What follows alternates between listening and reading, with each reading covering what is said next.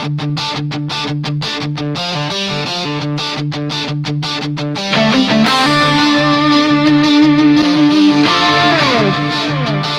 is for the ones who were raised on gasoline dreams, for the lug nuts holding tight to the wild red line scenes, for the families, the drivers, the wrench turning crews, for the chrome, the smoke, and the ones who refuse to lose. Where horsepower meets heart, yeah, that's who we are. We're a culture, we're a brotherhood, we are rolling motor fire. Build not borrowed, that's a creed written deep in our veins. We turn busted cars into legends and rust into fame. From late night garage grind to race day stadium roars, every scar on our knuckles unlocked 1,000 doors. We don't back down, we don't break, we don't fold. Every ride we build tells a story worth gold. This is for the ones who were raised on gasoline trains, for the lug nuts holding tight to the wild red line scenes, for the families, the drivers, the wrench turning crews, for the chrome, the smoke, and the ones who refuse to lose. Where horsepower meets heart, yeah, that's who we are.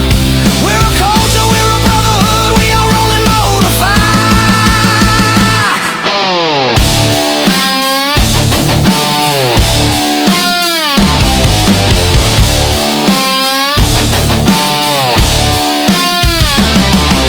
Here's to the nights when the world said slow down,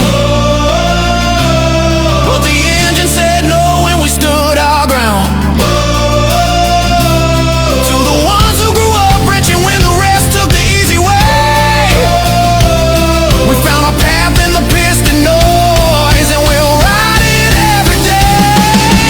Pedal to the metal, this is where we belong. Cars, trucks, monster trucks, loud and strong. Passion, pride, lug nuts, side by side. If you love what you drive, then ride, ride, ride.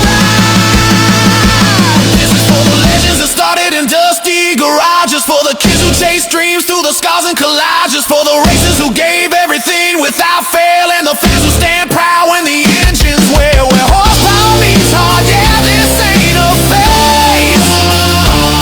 It's our passion, our culture, and we'll live it to the grave.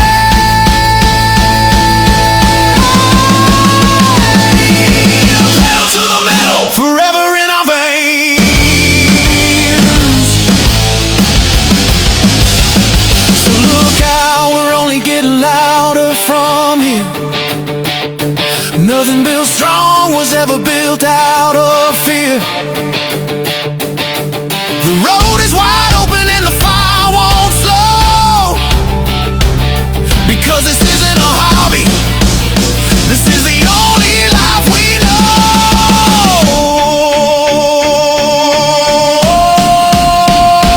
Pedal down, heads high. We're not done. Pedal down, heads high. Pedal down.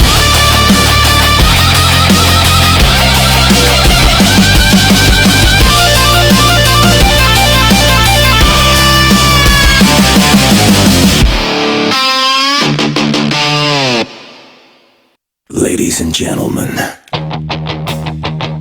start your engines. You're listening to Pedal to the Metal, Motors and Music, the show where horsepower, stories, and great music come together.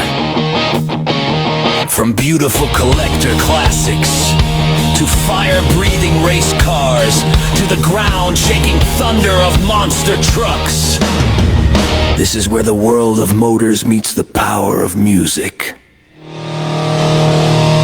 So strap in tight, fire up, and grab your favorite cold drink, because a ride is about to begin. And now, here's your host, Roller.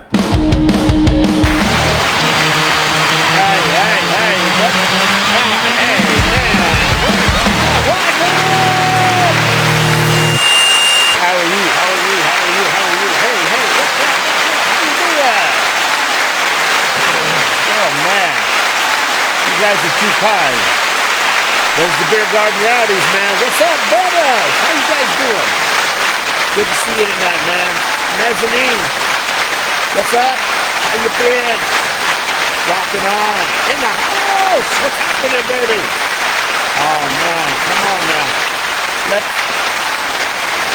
come on. Let's bring it down just a little bit, man. Oh, yeah. James and Amy will be on here just pretty soon. You can save all that big applause for them, man. I'm just rollout. That's all I am, man. Just it looks like I'm waving to somebody when I do that. Hello, hello, hello. But no, guys. Hey, we had a great day today, man. At Rise and Grind Coffee House. What a good show it was, and that little show just seems to be getting bigger and bigger all the time. I mean, it's just amazing the turnout and the people and the vehicles and stuff. And you see stuff that that's hasn't been around, and it's kind of cool, man. I'd like to give a big out. Hey, what's up, 69 Camaro Goomba? What's happening, baby? Good to see my buddy Anthony Agostino on there. My cousin Debbie Carter, Robert House in the house, man. Amy and James Air. Let's see who else we got on here. We got Timothy Dudley on here, man. God, it's getting to be a full house already, baby. Oh yeah. We're gonna have a good one tonight, man. We're gonna be talking to a young lady and her husband that are in the monster truck business, and they didn't decide to go big. They went small, but they put a motor in it that's like a behemoth, man. And put a big old LS motor in a little mini monster truck. I knew there was something about this truck when I was following her on through her posts and stuff. I was like, that don't sound like no V6 to me. That's not a V6. I'll guarantee you that right now. Well, come to find out, it's not, man. It's a LS motor. And so we're going to be talking to her and James and stuff like that. We'll get to them here real soon. But, you know, tonight, of course, we got Amy Aaron and James Aaron on, and then Cheech Angosh right here will be on Wednesday, and he's part of a podcast called Crush This, a monster truck podcast, and then we got Bradley Shaw on the 14th, and he's the other half of Crush This. Now Cheech, he's the driver of Remunition and stuff like that. He works for the Hall Brothers now. But him and Bradley have had this show for a long time. In fact, when I had Monster Truck Radio, they used to tune into the show and listen to my Monster Truck Radio show. And then, of course, Bradley, he was on my show, and then he had me on Crush This a long time ago. So it's going to be kind of a full circle deal. So we look we look forward to talking to Cheech, and then we look forward to talking to the monster truck Canucker, man. That's right. And then we got him scheduled in, but he's such a busy man, and I scheduled him pretty early, so I'm trying to get a hold of him and get a hold of him to make sure. But on the 21st, we got my buddy Willie B, and Willie B is he's a program director for a radio station up here in Colorado called KBPI, and he also does a TV show called Two Guys Garage, and so he's supposed to be on the 21st. And then the 17th, I'm still have an opening, but I'm working with some people to get that 17th date filled. And then on the 24th, I have Buzz Corona, who was the DJ of my car show. He's going to be on, and we're going to kick off starting to talk about the Night Owls Car Club and their big show on July 11th. So that's going to be a good one. And then we have a local lady here on the 28th. Her name is Janie, and this lady is an amazing story. She was like always by her dad's side and learning how to work on stuff and stuff like that. And when her dad passed away, she got his pickup. And she redid this truck completely herself, man. And I'm talking about interior work, motor work, everything. She did it herself. And we're going to be talking to her about Floyd. That's the name of the truck. That was her dad's name. And we interviewed her on Rolling with Roller and Derek.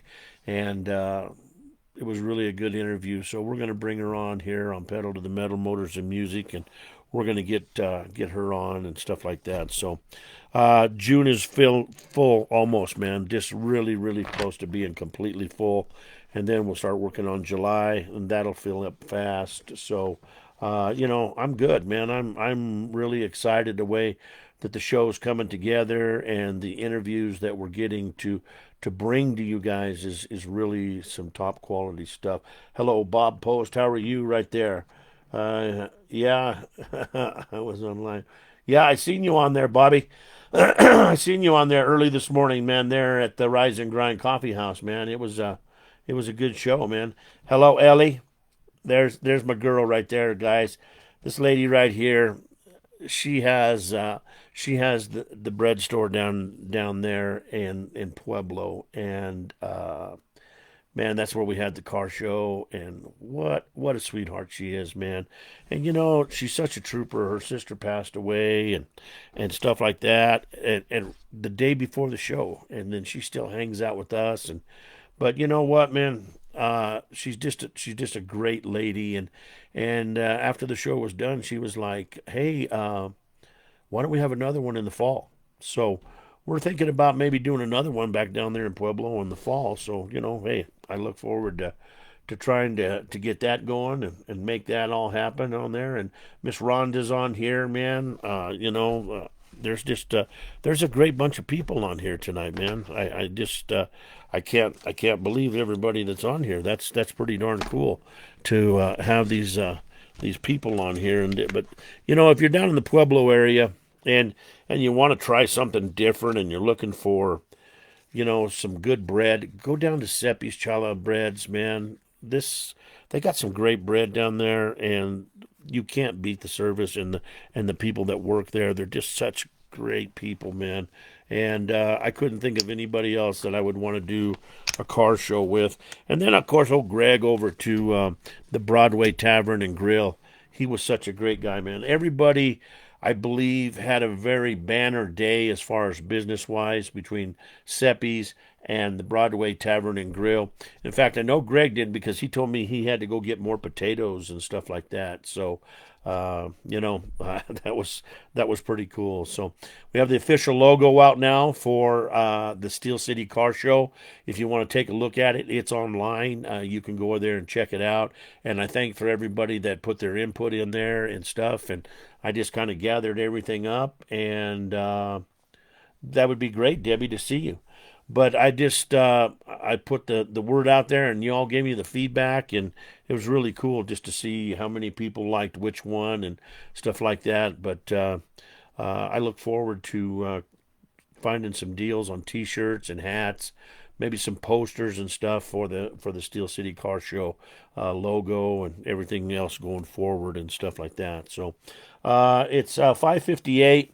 We'll go ahead and do some other commercials here in a little bit, but I want to go ahead and squeeze my buddy in at Texas Rich at C10 America Magazine.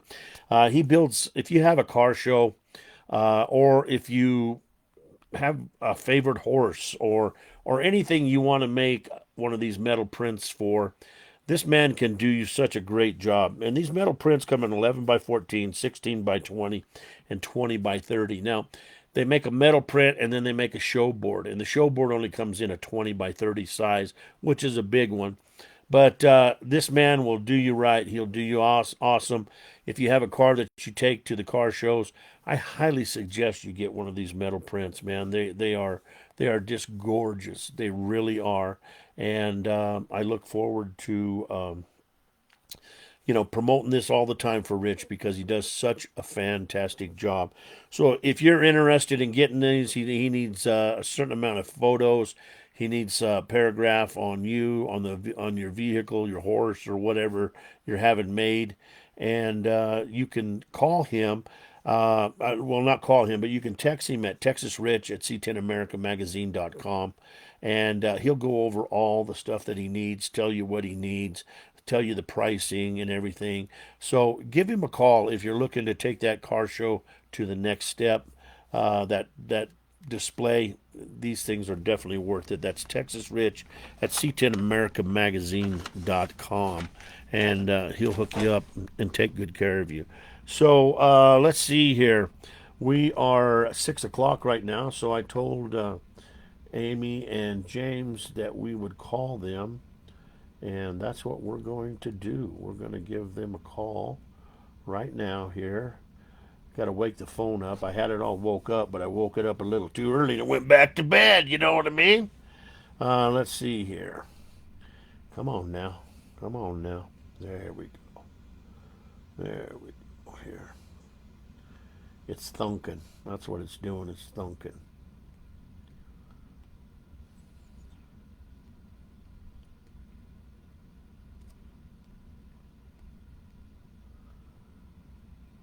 Well, let's see here. We got dial tone. I know that. Hi, if you record your name I and gotta reason get for this. I calling, love I'll see this. if this person is available.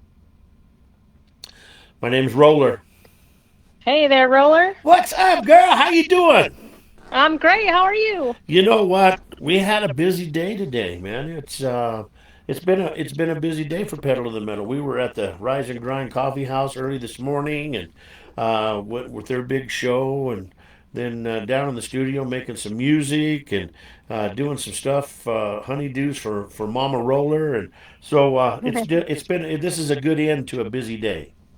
That's awesome. I did see that your post about the car show. That looked pretty cool. The, you know, Lot of cool cars there. Yeah, and it's getting bigger and bigger all the time, and I love that for these people because these people are great people, and I got to help, promote their place all the time. So they're just good people and stuff. But is James going to be on there with us, or are we going to call? I'm on here right now. She's got you Oh, on speaker. oh, great, man! How you doing, James? Good. How you doing? You know what? We're doing good, man. Beautiful day here in Colorado, nice and warm, about 90 today, and it was a good time to just be outside and play. You know what I mean? I know exactly what you mean. I love it hot. Yes, guaranteed, guaranteed.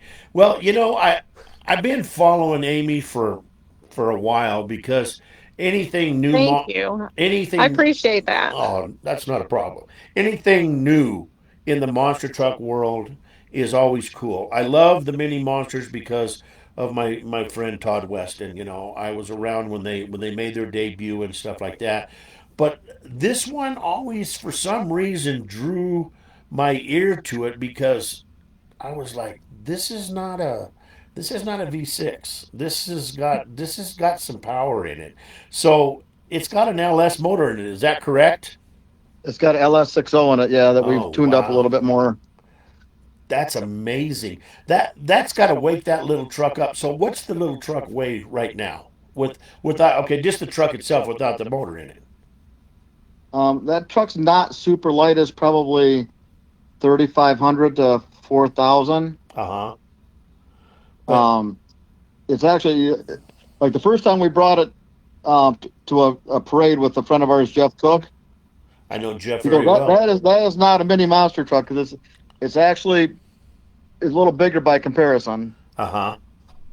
Well, I'll tell you what. I just love the concept of it and everything. And Amy, you're doing such a fantastic job at driving it. What made you Thank decide? you. What made you decide to go into this little truck instead of getting a full blown one? One is size right now. We built that in our garage at home, and we live in the city, so it, Ah, it We built that in a 2-car garage for me. We custom built it just to fit me. Like the cab is fitted for me. So if James has to get in there for some reason, it's a tight squeeze for him. I don't think he could get in there with a helmet on. So he doesn't unfortunately get to drive it. I get to have all the fun, but I do wrench on it with him. I did help, with the build. That took us about 8 months uh-huh. from like if we start to finish, but it took us a little longer because we stopped for about a year. We started, what was it, 2023, I think, and then we took 2024 off until about December of 2024. And then a friend of ours, a great friend of ours, Terry, who has unfortunately passed since Oh, we had the truck done. So God bless her soul. Um, she had an event that she wanted us to bring this truck to, and we weren't sure if we were going to have the truck done by then. So we put in a lot of long days and long nights and going to work. Jim works 6, sometimes 7 days a week, 12 hours a day. I work full time too. So every day after work, we were out in our 2-car garage, just wrenching away on trying to get this thing done.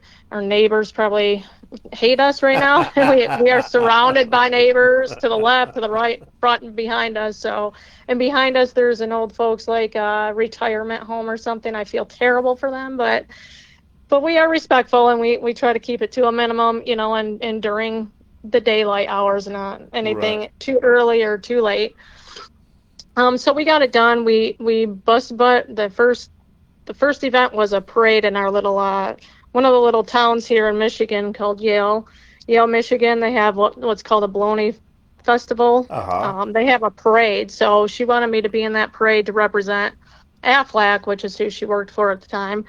And so, we were bolting the body panels on it that like an hour before the parade started. We're putting the decals on it as we're rolling out of the driveway. So we got it done. It was super fun, and it did not disappoint. So we had a lot of bugs to work out of it, but we went with the mini monster truck route because we were down in Ohio with a friend of ours, Alan Pizzo. He was doing a show down there, and we just wanted to head down there to kind of hang out with him. And we love monster trucks, so it was a show. And so we took a little road trip.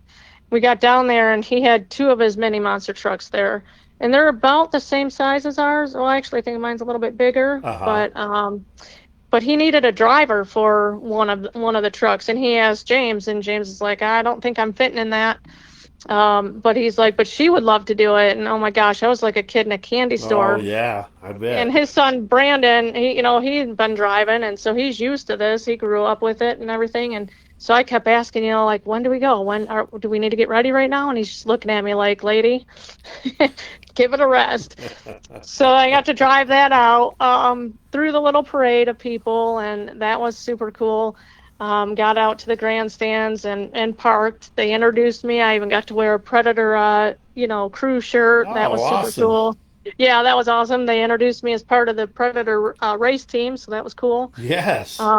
So then they did and I just met Colton Kaiser that day, and I'm parked next to him, and they do the countdown for the engines, 10, 9, 5, 4, 3, 2, 1, start your engines. Well, I go to start the thing, and the battery had died. Oh. So I'm sitting out there, and I'm going, oh my gosh, what do I do now?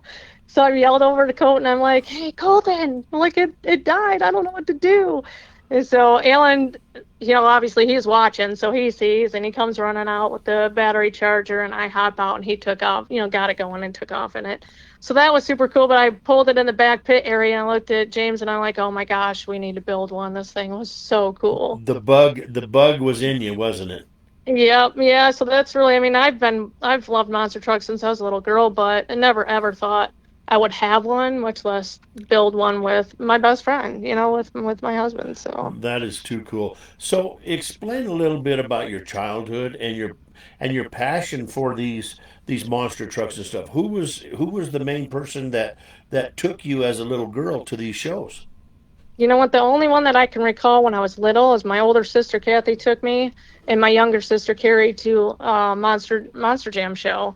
And I don't know if it was before or from that show, but ever since I can remember, I've just loved monster trucks, and so my world has revolved around it. But then, I grew up not really going to much more. I went to a few of them as a teenager with some friends, but like my parents didn't take me or anything. And then I got married young, 19, and had 3 kids. And my first child was a son, and so I'm like, all right, cool, I'm gonna build a monster truck or buy one, and he and I are gonna run this thing in Monster Jam, like that was my thing. But he had other plans. He, at 5 years old, we bought him a dirt bike, and for his 5th birthday, and he just took off on that thing. It was like a natural. So he, his dreams kind of trumped mine, and so I put mine on the back burner, and we did motocross for a while. And my other kids kind of followed a little bit.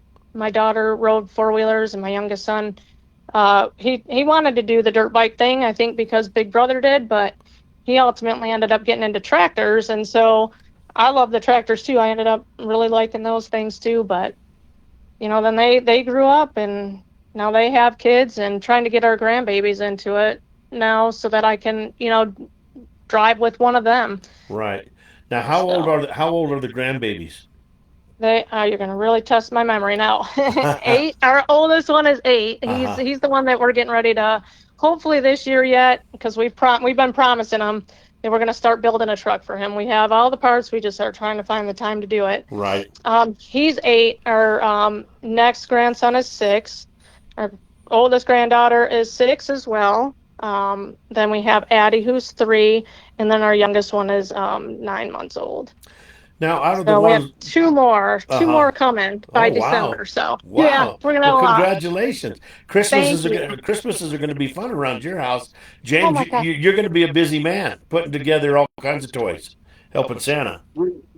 We have tons of parts and trucks, and we're actually trying to make some headway for more space because we are running out of space here. Involved in it at a Yes. young age. Right.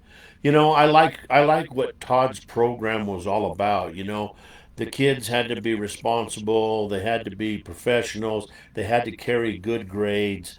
It was just such a great package for somebody that was wanting to get in to the monster truck business and keep them out of a life of where they were in there messing with drugs or whatever. It was really, and KJ was a good kid. Did you ever know KJ at all?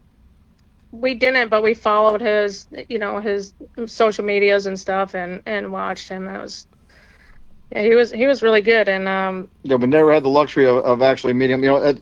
That would obviously would have been one of our goals is to meet him at a show or something. Right. yeah, He would have absolutely. been at that point.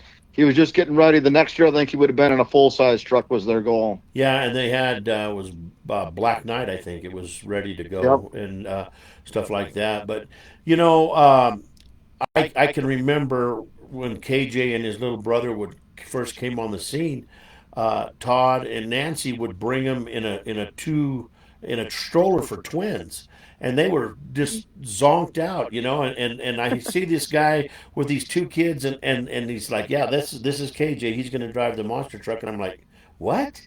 And he goes, yeah, but first we got to build this yellow school bus. And I'm like, we got to build a bus. And he's like, yeah, we got to build a bus. So he had this styrofoam, and I built more of these little mini buses. And KJ would get in the truck, and he'd go around the course and come over the top of the jump and land on top of the bus. And all this time, I was playing the wheels on the bus go round and round. I wished I had $1 for every time I had to play that song. I'm telling you what, it was. To this day, it's not really my favorite song anymore. No. Oh my gosh. But James, you got a little history with the big monsters. You had the truck Radioactive, didn't you? Yeah, back and I had that for a while. End up getting divorced and had to. I did divorce before I sold it. It was kind of a plan. Somebody had to get rid of all my stuff, and then what I'm saying, I ended up getting divorced. Otherwise, I would have just kept the dang thing because I had, the truck, building, all that stuff to store the stuff in and work on it, and that had always been a dream of mine. And I had actually, how I got into it, I had a business, and on my route, I went by Alan Pizzo's house all the time, Right. and a couple times I seen the trucks up there. So you know what? I said, you know what? I'm gonna stop in and have a talk with this guy. Uh huh. So I stopped in and me and Alan started talking and he's like, you know what? I said, I got this truck right. I was looking at a truck actually called the All Canadian, I think it was. I Uh believe huh. that's what it was. Or is a truck all the way up in Canada, Uh huh. way up in Timmins, Ontario. And he said, no, so that truck is too old. You'd never really make any money with that truck. Uh huh. So he said, well, I got this one. So I ended up buying the truck from Alan. And there's kind of history from then on out. And I've known Alan now probably over 35 years, maybe. Oh, he's a great Uh, guy. yeah, He is a great guy. long Great time. family too. We hang out with them and not do monster truck stuff, so that's fun as well. Well, So yeah, that's our goal too, is to get Jim back in a truck, before we close this chapter of our lives, which isn't going to be for a long time. We're in this for the long haul. So, but that's on the list. Hopefully in the next year. It would be nice if we could get it done this year, but with their couple of big, huge things that are going on this year, coming up pretty quick. I just don't know. We promised our grandson to get that truck done, so that's kind of top on the list there. Yeah, that's the one that's probably the best because he's probably have mentioned it to a couple of friends already that hey, I'm He gonna has, yes, and his whole yeah. school knows.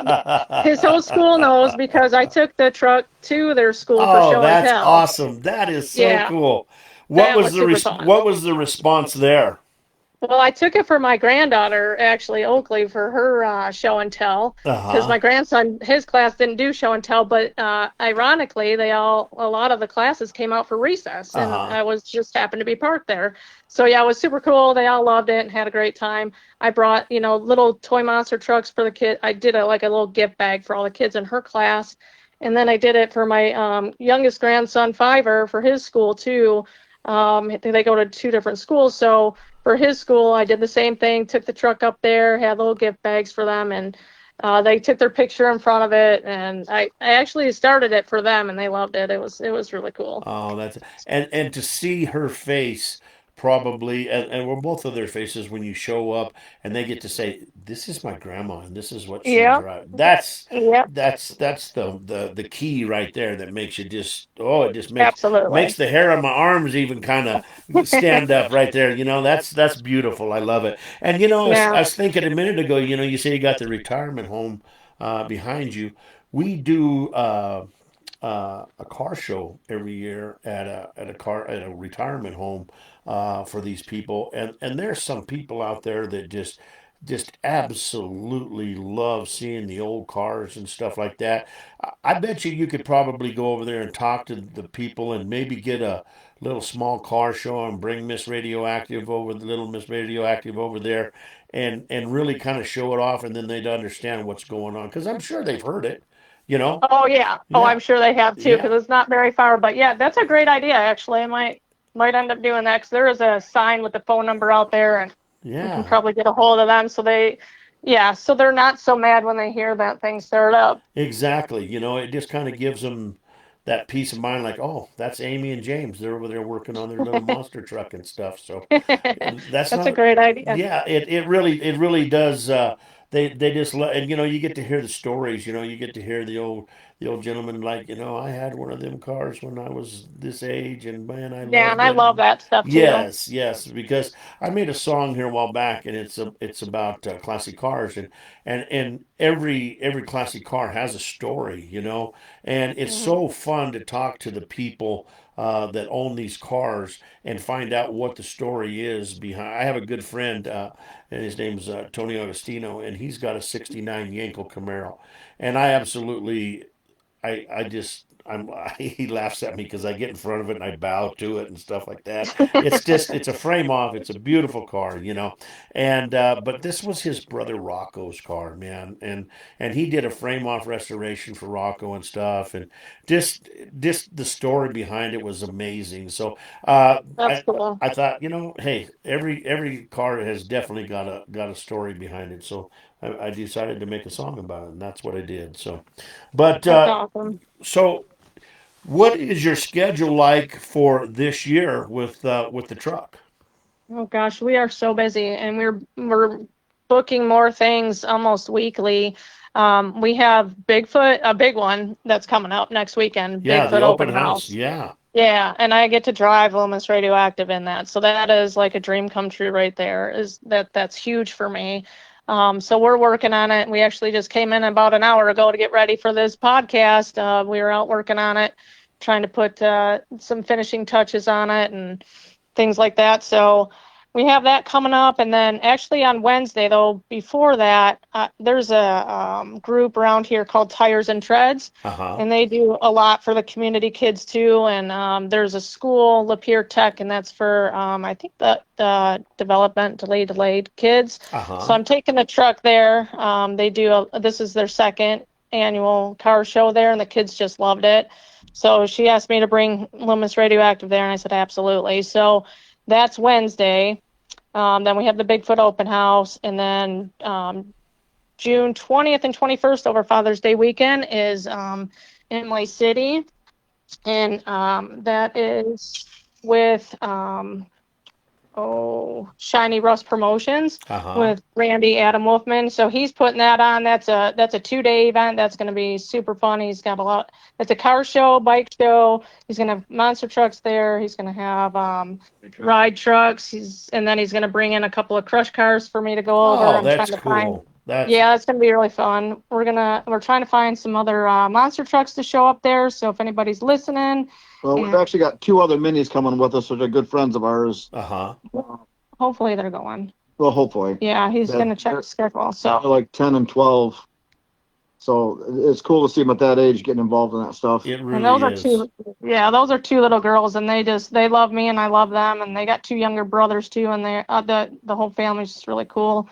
But they, at the last show at the museum, they were down there and I was there, and I was talking with the youngest one, and I said, we need to do a girl club, a girl power club. Or so she's like, yeah, let's do it. It was just so cute, like that. That's the kind of stuff that I love, the little fans. Like I never thought I'd have fans, little me. I'm Right. like that. To me, it's the kids, and seeing the ones a couple years, like we've been doing this now a couple years. We have the truck done 2 years now, and seeing some of the kids that come back every year, and I got a family of 5 kids, Bart Woolevers kids, and they're just awesome. They go to the museum show every year, and they come up and give me a hug. And I have another friend of mine, his granddaughter Kaimani. She made me a little card, and some things, just personal things like that. I've had a friend of ours, Denny Rich. He made me a cool sign out of metal, and just awesome stuff. My friend made me a rock, painted Lomas Radioactive on it. It's those little things that Yeah. that's what really does it for me, is those little personable things. It's really cool, and just the kids, just seeing them so happy, and you know loving to watch the truck, and cheering you on, and wanting to see you all the time. So You're going to find throughout your career that that's kind of stuff's going to happen a lot. But when you were building the truck, did you ever realize how popular this little truck was going to be? no, not at all. Not at all. It's funny because my husband always jokes around and says, "Oh, she's a celebrity," and I get like, "Could you just stop saying that?" But you are. I mean, But you are. That's it. She's a celebrity. no, Trust me, Roller. I know it, but see, that's I got a friend that has C10 America magazine, and he's got like 87,000 followers on for Oh, wow. his podcast. And I told wow, him, I said, Rich, and he's like you. He's very humble. He doesn't think of himself as a celebrity or no, anything. And I said, no, dude, you need to buy a box of Sharpies because the more you go, the more you're, and really for you too, because you're going to be more in the public eye than he is.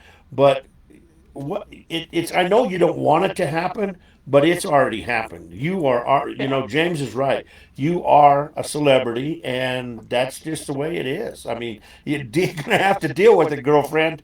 I know, I know. It's funny because I've never been one to be in the limelight, right? I always stood in the back. I always sat in the back of the class. Like I never wanted to be center of attention. And I think like the biggest thing is when I'm in the truck, I'm in the truck. So it's me in the truck, and Right. I'm just focusing on doing well. And I try to look at the fans, but it's really hard to do that and concentrate. But I also have a helmet on, so I don't, I'm not all out there, but I'm getting better with it. And being on camera to do our YouTube videos and stuff, I've from the first videos that we've done to now, I've come a little ways. Sure. Still working on it, but yeah, I've never been one to be in the limelight like that. It's just I'm getting better at it, I guess. But I don't see myself like that. I just love when I see people, and making people happy. That's my thing. Sure. We have a couple of audience questions here. This first one is from a young lady who I've known all of her life. I worked for her father in the auctioneering business because I'm an auctioneer, and Oh, I nice. worked with him at the auction. And her name is Carter, and Carter wants to know here. Let me get to that right here. Carter wants to know what is well. It keeps everybody keeps posting stuff here. Let's see. What is one of the best parts about being in the monster truck business for you? I like I was just talking about, the best parts for me is the fans for Right. sure. That that to me, and like, doing events for kids, especially, the ones that aren't able to do things like this. There was one little boy, we were at a car show, and he was in a wheelchair, and Uh-huh. he got to pick, like his favorite vehicle, and he picked mine, and he wanted me to start it. And I have the video on my TikTok page, and I can't watch it because every time I watch it, it brings tears to my eyes, because I started that and he just got so excited. I thought he was going to jump out of that wheelchair. That was like, for me, the best thing. That's awesome. Those kind of moments, that for me is what it is. Right. Then I have. And Go ahead. the friendships too that we make along the way is, we've made so many friends over the last couple of years, and they've all been amazing. Everybody, I have on some videos, you always get haters and Sure. stuff like that, but for the most part, and especially down at the International Monster Truck Museum down in Butler, Indiana, and if you've never been, you have to go. It's awesome. Just amazing people. They've all helped me. They all have, words of advice. I have met a lot of monster truck drivers, who have been in the business for years and years and years, and Yeah. they give me advice, and, just cool stuff like that. So that's the best part for me. Well, you got friends in the business that's been around forever and got a great history. I mean, Jeff Cook. My goodness, Yes. Jeff. I did had Jeff on the show. In fact, I think you guys were at Jeff's house, or you guys were together when we were working on Yes. his song together. His Is that true? songs. Yep. Yeah. So, Yeah. We but were there for the weekend. right. So Jeff, that's monster truck history. Alan Pizzo, hmm that's true monster truck history. You got guys Yep. there that have been around for a long time that can give you so much advice and stuff like that. It is just amazing. We have another question here. Well, in fact, he's asked two of this. This is a gentleman by the name of Kevin Dickey. He lives up in Washington State, and he wants to know exactly what you have to go through to start the truck. Actually, it's pretty simple. It's pretty basic. So I climb up. I go in through the windshield. So I climb up the tires. I use one of the 4-lane bars. Then I put my foot up on the what do you call that bar? Well, there's a side bar there, a side step bar. You just started though. What do you do to start the truck? Well, and I climb up in it, and then I just have to flip the ignition switch. There's a Uh-huh. little key that I have to turn, Uh-huh. just like starting a car. Turn the key, flip the switch on, and then push the button. So So there's no fuel pull or anything like that to pull the Nope. fuel Not on that, and because no, it's gas powered. It's not. It's electronic fuel, so everything Oh, is done okay. off of a switch, all electronic controlled. It has multiple fans on it to keep it cool, fuel pump, all those switches and stuff. I mean, there is a little more involved in what she is saying. And obviously you got to have it's got a kill radio, so you got to make sure that's engaged and ready to go. And that's pretty much it once she's in. The biggest problem she has is just getting harnessed in the truck. That's probably the toughest part for me and for her. Right. he has to help me, because I can't, when I have my helmet and stuff on, I can't look down to see Yeah. where I need to clip it in, to the seatbelt. So he has to help me, and yeah, it's a challenge sometimes, but Right. we Well, I mean, that's okay. I mean, you'll learn it sooner or later, but I mean, it's one of those things that uh, it's good that he's there for you to get you strapped in really good, because short wheelbase, it's still got to be kind of like hopping on the back of a bull and sitting there going for a ride. I mean, that's all there is to it. I don't so care. Go it ahead. drives pretty good. It Uh-huh. drives pretty good, except when I do jump some jumps, it nosedives. But I've been told that it's driver error. I don't really believe that, but well, I'm just kidding. It probably is driver error. I just need to learn a little bit better, but it's still fun. It handles well. I have not, thank God, have not rolled it yet. Uh-huh. I'm sure that day's coming. Have you come close? No. Good. The truck is actually pretty stable. It actually is pretty stable. She was at the museum this last show, coming down the hill sideways, and it kind of looked like the truck was going to tip, but it drove right out of it like it was nothing. Wow. You know, Good. How so tall it's is pretty the truck? surprising. How tall is the What's truck? that? How tall is A the truck? little over 8 feet. Wow. She's probably about 8.5. And then The top of the cabin. did you make it wider than the other regular minis? Is it a little wider?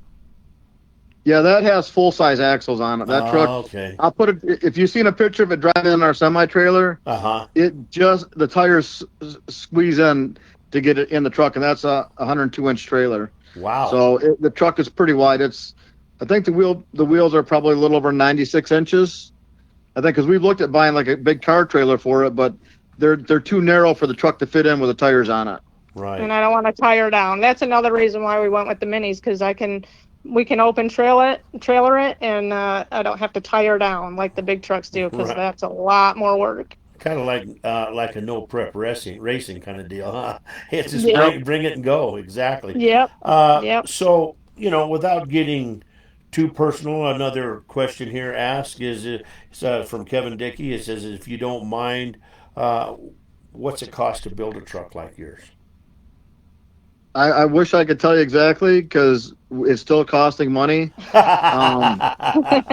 It's a never-ending battle between that and spare parts. So that truck there, you probably got a little over in the 60s, I'm thinking. Uh-huh. Maybe 70. If you were to buy so we've shopped around for a lot of parts. I mean, just the body alone is going to cost a couple thousand plus paint or wrap. So you got anywhere from $3,000 to $4,000 just in the body. By the time you're done with it decaled and stuff. The shocks were $5,000 or $6,000. Yeah. So. Yeah, and we're going on to another set of shocks on it, different style. So there's another, price. And then axles, you're going to break those. We have anytime they come up for sale, we'll buy them. Right. So we have probably, I don't know, 15, 20 sets of axles sitting there. We have a good stockpile. It's a pile now. But you need that kind of stuff because those are the things that break first, usually. Yep. And any little solenoid switches I would recommend carrying with you because you hate to not be able to do anything from a $2 solenoid, Exactly. for failing. Yep. That's the tough thing right there. So Carter also asked, what is the name of your TikTok? It is. I knew that was going to be asked. I'll get that for you in 1 second. Okay. I'm just trying to scroll. Oh, Mike Hedman says, hi, Amy and James and Roller. What's up, Mike? How you doing, buddy? Hey, Mike. Hey, Mike. How are you? Thanks for joining. So my TikTok is at @LilMiss_629. Okay. And Carter, did you get that? She'll give me an answer here. And then Andrew Bennett asked, when people meet you 20 years from now, what do you hope they say about the impact you made? Andrew, you took my closing line question right there, but I'm going to go ahead and let him answer it, man. And then I'm gonna ask something even tougher, maybe if I can think of it. But that's always my closing line. And thank you. That's my son. That's my oldest son. Thanks, Andrew, for giving me a hard question there. So good for Andrew's in trouble and not me. So ha ha ha, Andrew. I am hoping that people remember me as being friendly and engaging with them, making them feel special. I want to be remembered for how I make people feel. Well, that's pretty good, I mean, and you know what? It's going to change even more. You're going to find more passion about it as you go on, and then get to see the kids in it and stuff. So, you might even have a stronger will for what you want to be remembered by when you get into it. Because basically, what you've been in it, how long now? About 3 years. Yeah. Because we got started, a good friend of ours, Dave Rife, I had an Dave. I had an opportunity to drive his mega truck in a show, actually in a couple of shows. So that was 2022, I think. Which is kind of a funny story because the truck was designed for a guy, and here she's, relatively short, can't even hardly grab the steering wheel or the shifter. Yeah. And then it's raining out, so it's very hard to see. you know. That was great But time. she did a great job. Um, Well, that was the first time in a truck, right? And so the first time hitting any kind of jumps or anything like that, and I had no idea what to expect, so I just gunned it, and I was like, "Oh my gosh!" yeah, we had a GoPro in it, and all you could hear is her screaming. Sometimes it was like, Yeah, we won't say what I screamed, but it was something. Oh, Oh, yeah, how funny that is. How funny. I mean, I was in the monster truck business for over 25 years, and I had a chance to do some bringing some stuff out, driving a truck out to pit parties and stuff like that. But I never did get a chance to sit behind the wheel and drive one in oh, competition. And I think, I mean, I really could have, because I had a real good friend that had his own. His name's Don King, and he had a lot of monster trucks, and I oh, probably God. could have joined in with them, but being the auctioneer part, I couldn't stay out on the road. I had to get back to Denver so that I could work during the week and then fly out Thursday evening. So I Man, knew that that was not a possibility, because number one, I wasn't experienced to be a fly-in driver or anything like that. And if you worked with Don King, you wrenched, you did it all, So mm-hmm. it was one of those ones that it didn't work that good for me. So, Oh, and then that's too bad. Kevin Dickey also wants to know one more time the size of the motor and stuff. it's an LS60. It has a stage two cam in it. We run open shorty headers on it. It has a 92 millimeter throttle body on it currently. Um, we've changed the rocker arms, the valve spring and stuff, uh, to get the motor a little bit, souped up a little bit. Next year, we're probably going to be changing heads and bumping the compression up in it, and possibly even running it on methanol, Wow. the E85, to keep it cooler and more horsepower. So, And I want to be doing some wheelies pretty soon. but just getting her used to driving the truck and how to drive a truck without tearing everything up, and when to hit the throttle, when not hit the throttle, that kind of thing. Uh huh. So right now the truck works very well for it. For the most part, it'll come home intact. It could drive itself on the trailer, 90% of the time without too many broken parts. Right. Well, we had a small block Chevy and a 350, and that thing was just very not dependable. Uh huh. And so ever since we switched it to the LS engine, I've broken the front axle shafts twice at least. And I don't know if it's due to the engine change or not, but yeah. So that small block Chevy was not great. Right.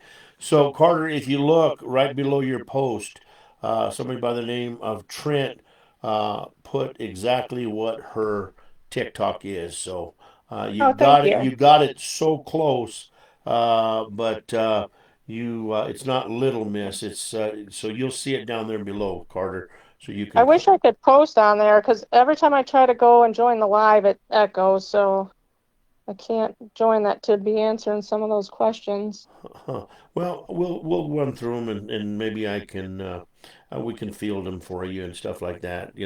So going to, how far is the Bigfoot deal from you guys? Oh gosh. 10, 11 hours or something like that. Wow. So is that the farthest you've traveled to do a show so far? Um, that we do some shows like in Kentucky and stuff. Those are pretty similar. Uh huh. Probably about the same drive time. We You did know, Tennessee too. 2 years in a row we've done Tennessee.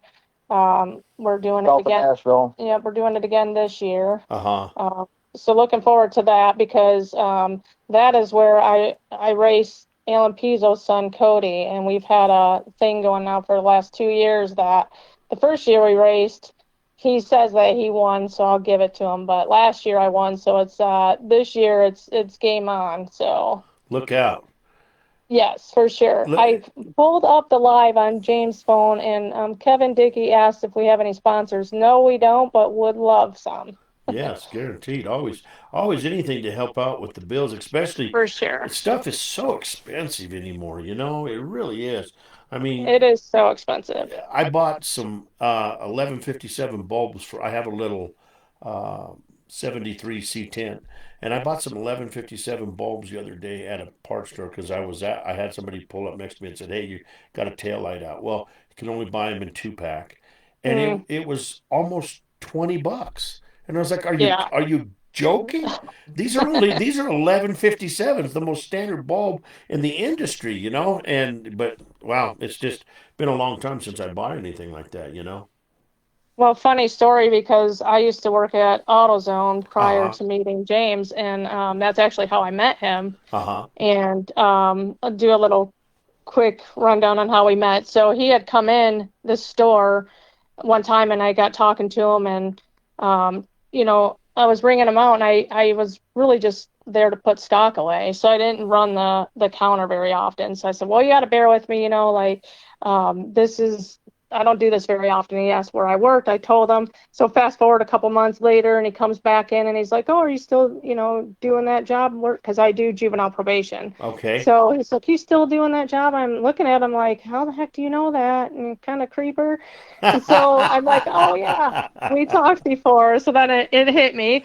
Well, then we were talking for a little bit, and he's like, he's getting ready to go out of town, go to Florida for bike week with his buddies. And he's like, "Oh, wait." He says, "Well, what time you get out tonight?" And I said, "Oh, about 15 minutes." And he's like, "Oh, shoot, I need an oil filter." I said, "Oh, all right, let's go see which one you need." And so we do all that. And I thought, we had exchanged names, but not last names or phone numbers or anything like that. And I thought he was going to, ask me to go, "Do you want to meet for coffee or a drink or something?" And so I check him out, and he's like, "All right, have a great night." I was like, "What the heck was that?" Yeah. Like, that was not Wah, cool. wah, Yeah, wah, exactly. wah. Yes, exactly. So luckily, when I was ringing him out, I had to punch in his phone number for the rewards, and I got his name and looked him up on Facebook, and that was it. And then when he told me he had a monster truck back in the day, that was Well, hook, line, she didn't believe me at first. She thought I was sinker. just kidding her. Yeah, Uh-huh. I said, "Liar, don't play with me." Yeah, don't be teasing this girl, Yeah, please. exactly. I'll just beat you up is what I'll do. Absolutely.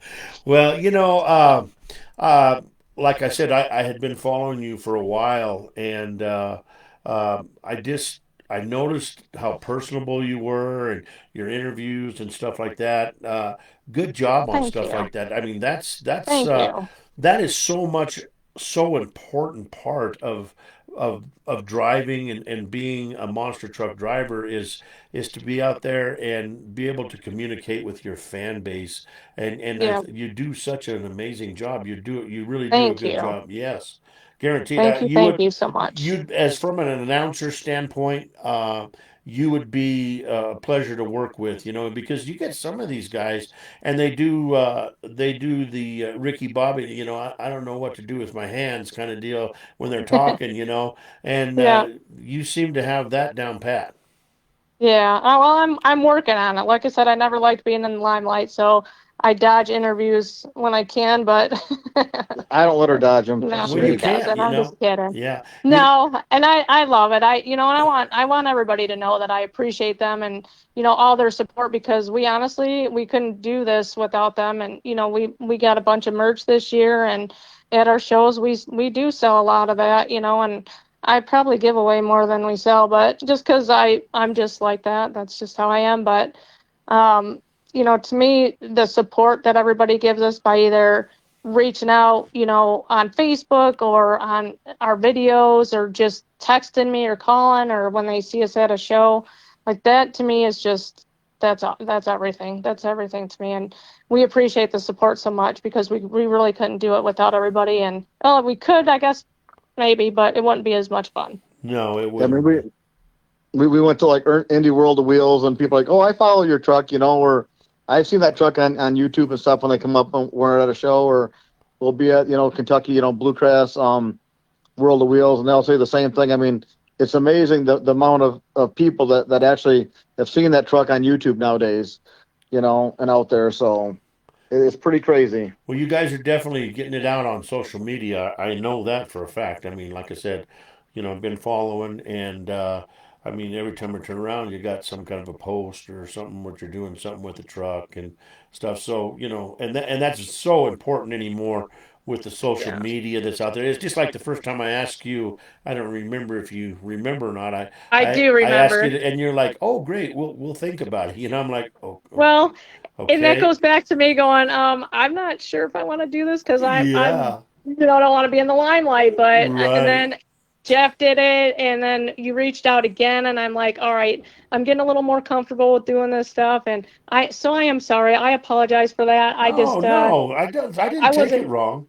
okay. Good. I hope not. No, I didn't take it wrong. I've been told no a lot of times, so I'm okay with that.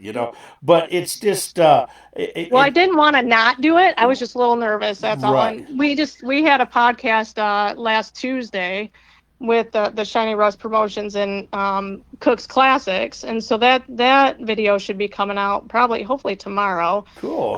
And so that was fun. And that one was like on camera, and so that was a little bit different. This one's a little better because we're just on the phone, so it's a little Yeah, easier. But it is. It is. And that's a great way to start. I mean, I remember when Larry Quick with Ghost Rider first came out, and he was running his truck, and he was working for Don King, and he won a race, and I went over to talk to him. He goes, I don't want to talk.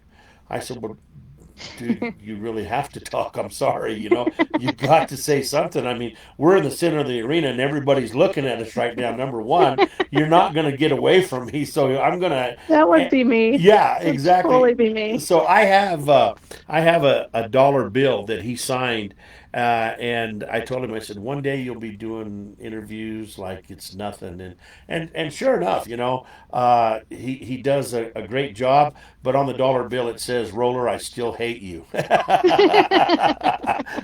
it's just because I used to push him. I mean, I was the Yeah. kind of announcer and that's why I asked you a second time to be on the show, because number one, I want to be a big promoter of you. I want to be I able to appreciate get your that. name out there.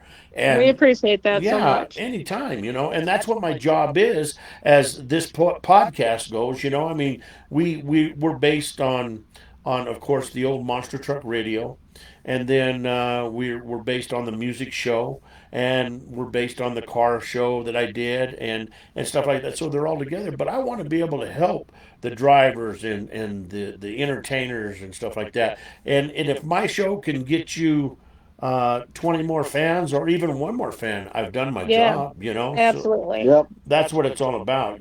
So Den Rich is on here and says, can't wait to be a part of the pit crew. And he will be, trust me. Yeah. Be Cool. careful what you wish for, Danny. Yeah. It just sounds like we're ready to go, so it doesn't matter right there.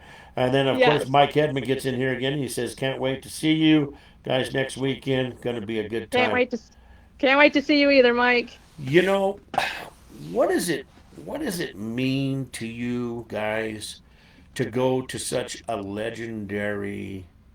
I mean, we're talking about one of the very first in the monster truck world. To go and be a part of something as big as the open house at Bigfoot.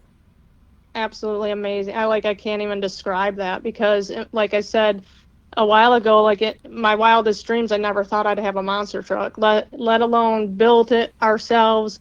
And then now I get to drive it at Bigfoot Open House. Like Right. that's the one that started all of Yeah, it's the monster pinnacle. truck, Yes, it You is. know, Bob Chandler. to get to be invited to be there, I mean, that's incredible. I mean, that is goes without saying. Yep, and we're so appreciative of that. Like that, it's just going to be an awesome, amazing time, and it's something I will never forget. That's going to be one that goes down in the books for sure. Right. Well, I had Justin Baumgartner on the show a while back, and Justin was telling me about the interview process that he had to go through, and kind of like how they checked all of his social media and seeing if, he was one of these guys that just kind of stayed level and through the thing. And I would Hmm. imagine that before Bigfoot asked you, they checked up on you too, and you passed with flying colors. I mean, that's pretty cool. Yeah, You, yeah, as a kid growing up, of course, I'm a Chevy guy, die hard Chevrolet guy, but I always liked Bigfoot. I mean, I've always been a Bigfoot man, and not necessarily with the Bob Chandler era, but with the Jim Cramer era, Right. and Yeah. got to watch him, do different shows, Pontiac Silverdome. Also a big Yeah. fan of Army Armstrong, and Yeah. Yeah. watching him do his stuff, and but to be able to say that I know Jim Cramer personally, and him and his wife Julie the other here a They're couple of years awesome. ago Yeah. They're stopped on their amazing way. people. Yes, they stopped on their way on their personal vacation. Stopped in Denver and called me up and said, "Roller, let's have breakfast." I Oh mean, my gosh, and that's that cool. meant so much to me to be able to here's my childhood hero in the monster truck world calling me and saying, "Roller, let's have breakfast, man." I mean, it's just That is awesome. spending the time on the road with them and stuff, and different things like that. So, who is your who is your I guess your monster truck crush as far as, wow, I can't believe that I know them. I can't believe that I've raced against them or stuff like that. Well, Jim Cramer actually, he's been, he spends a lot of time at the Monster Truck Museum just like we do. Right. And actually, we got to meet Army Armstrong a couple years ago too, at the Monster Truck Museum Hall of Fame banquet, and they inducted him. Um, but Jim has given me words of advice and tried to help us with issues we were having with the truck and things like that. There are so many people, Roller, that I can't really just pinpoint one, Uh huh. but in my short time doing this, there's been a ton of people that have helped us, but Alan Pizzo giving us that opportunity, Jeff Cook and his family, Jody, Daisy, and JJ, they've been just absolutely amazing. They supportive. Jeff's painted a couple of our bodies now. We got a new body that he just painted. Uh huh. We were hoping to debut it at Bigfoot next week. I don't know if that's going to happen though. We're kind of running out of time.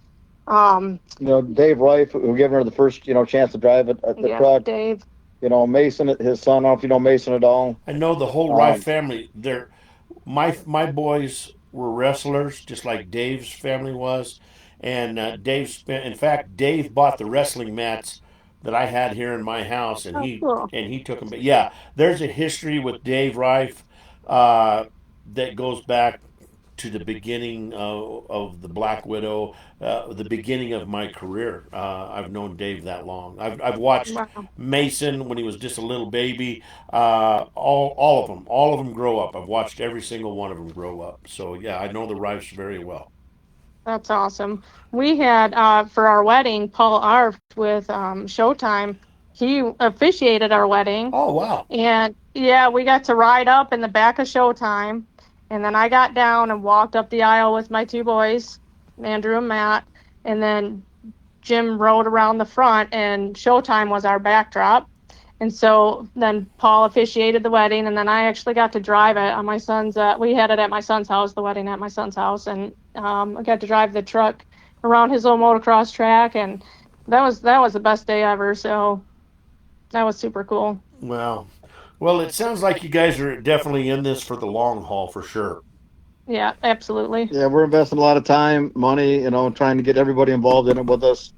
Um, Definitely want to get. just a great time and great people.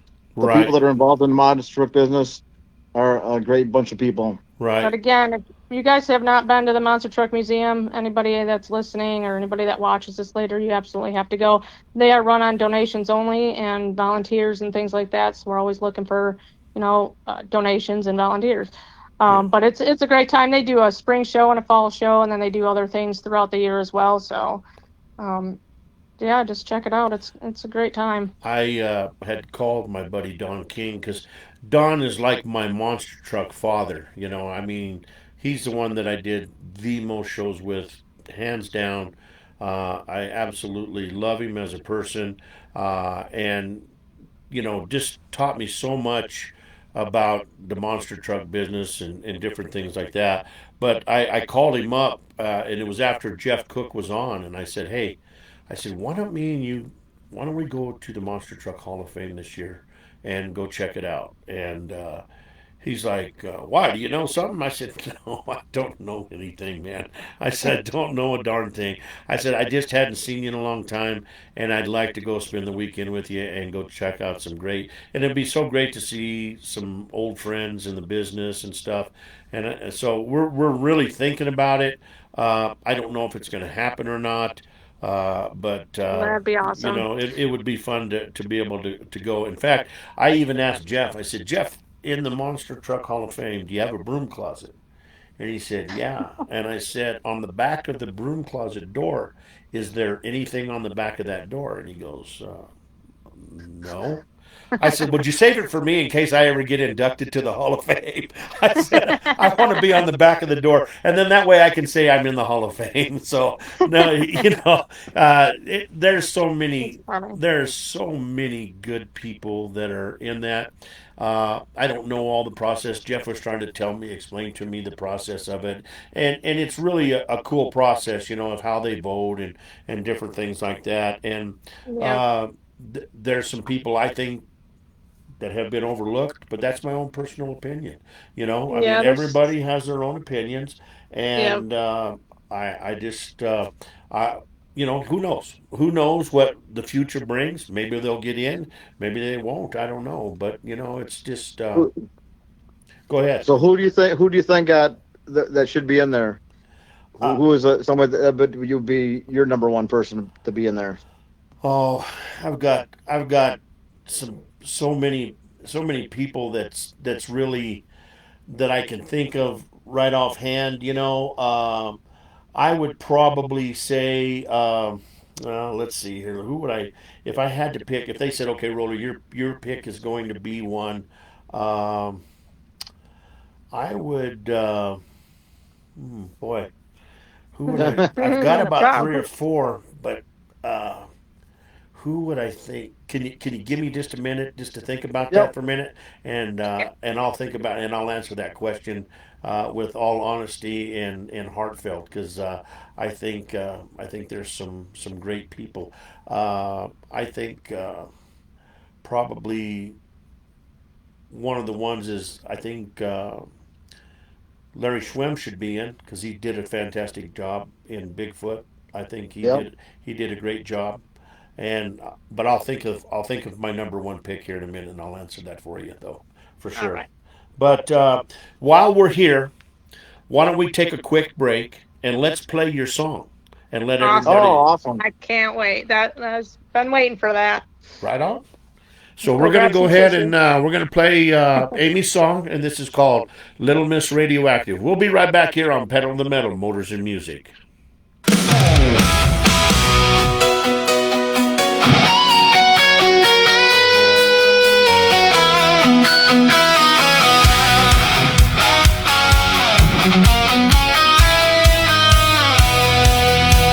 In Port Huron, Michigan, a little girl dreamed of monster trucks flying and crushing everything.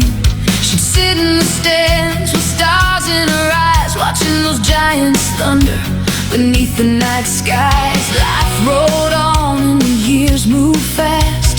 3 children growing while the seasons passed. The dream took a backseat for a little while, but it never stopped living behind her smile.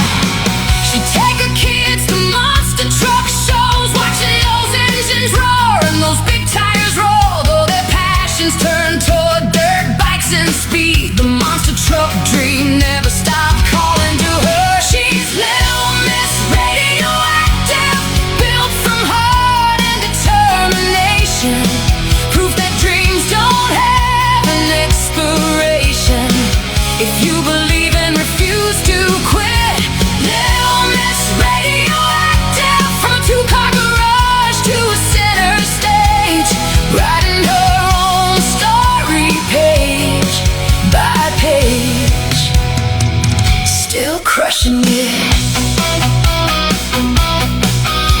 Then James came along, her best friend, a monster truck dreamer from way back when. Long before they built their dream together, James ran Radioactive and chased the thunder. They married in August 2021, 2 hearts united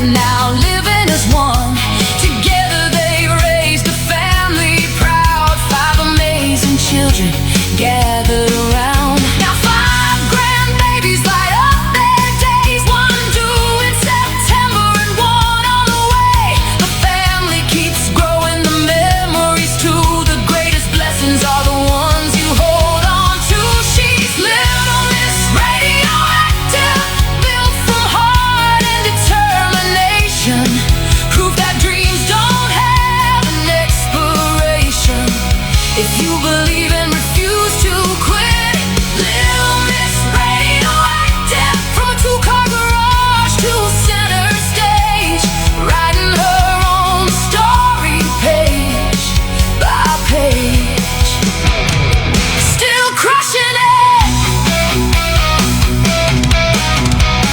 Ellen Pizzo gave her a chance one day in Canfield, Ohio, leading the parade, wearing Predator colors with pride and a grin, never knowing where the journey would begin. The crowd counted down, engines came alive, and the battery died right before their eyes.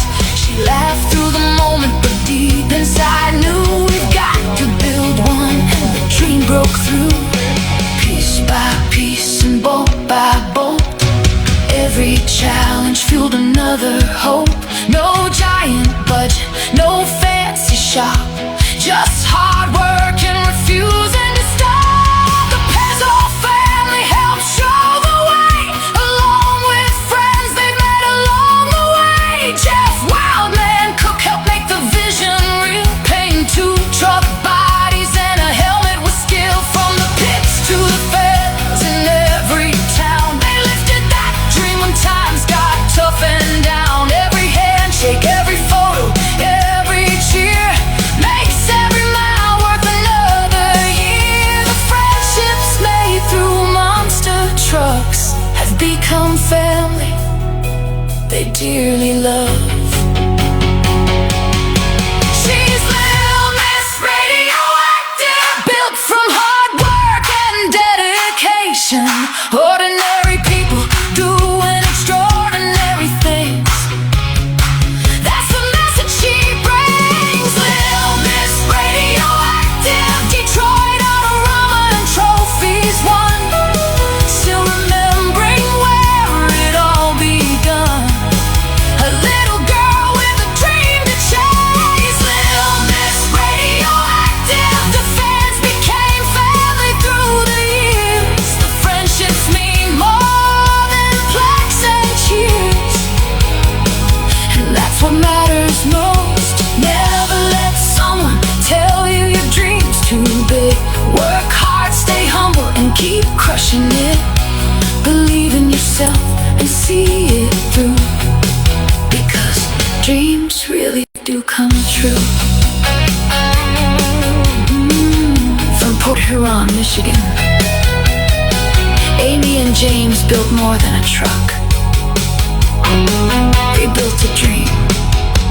And every time Little Miss Radioactive takes flight above those crushed cars,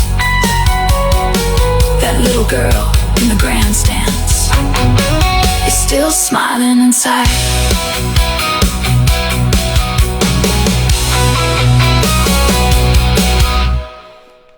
Well, there you go. There you go. Little Miss Radioactive right there. Hey, guys, just hang on tight. I got to pay just a couple of bills right fast. We'll be right back after this message from our sponsors.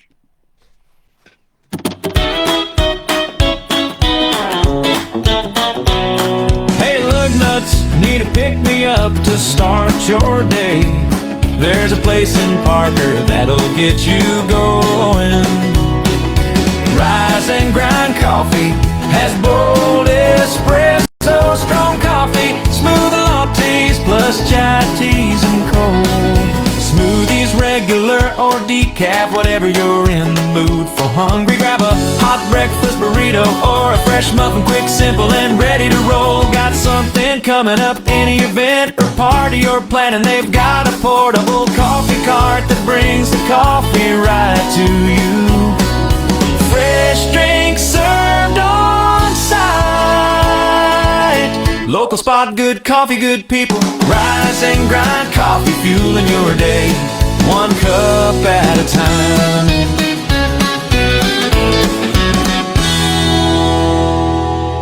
Hey, cool cats and chrome lovers!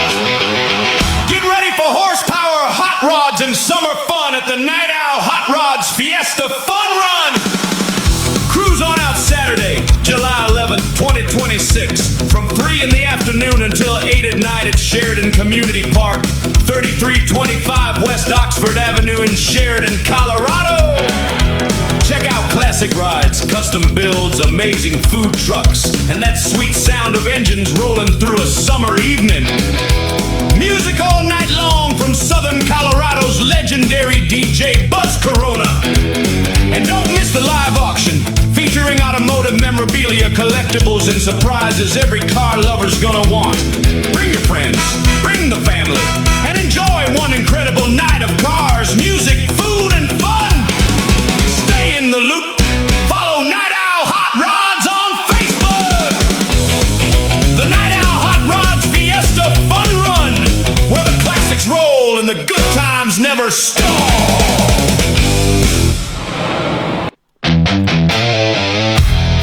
And now, we return to pedal to the metal. Motors and music. With your host, Roller.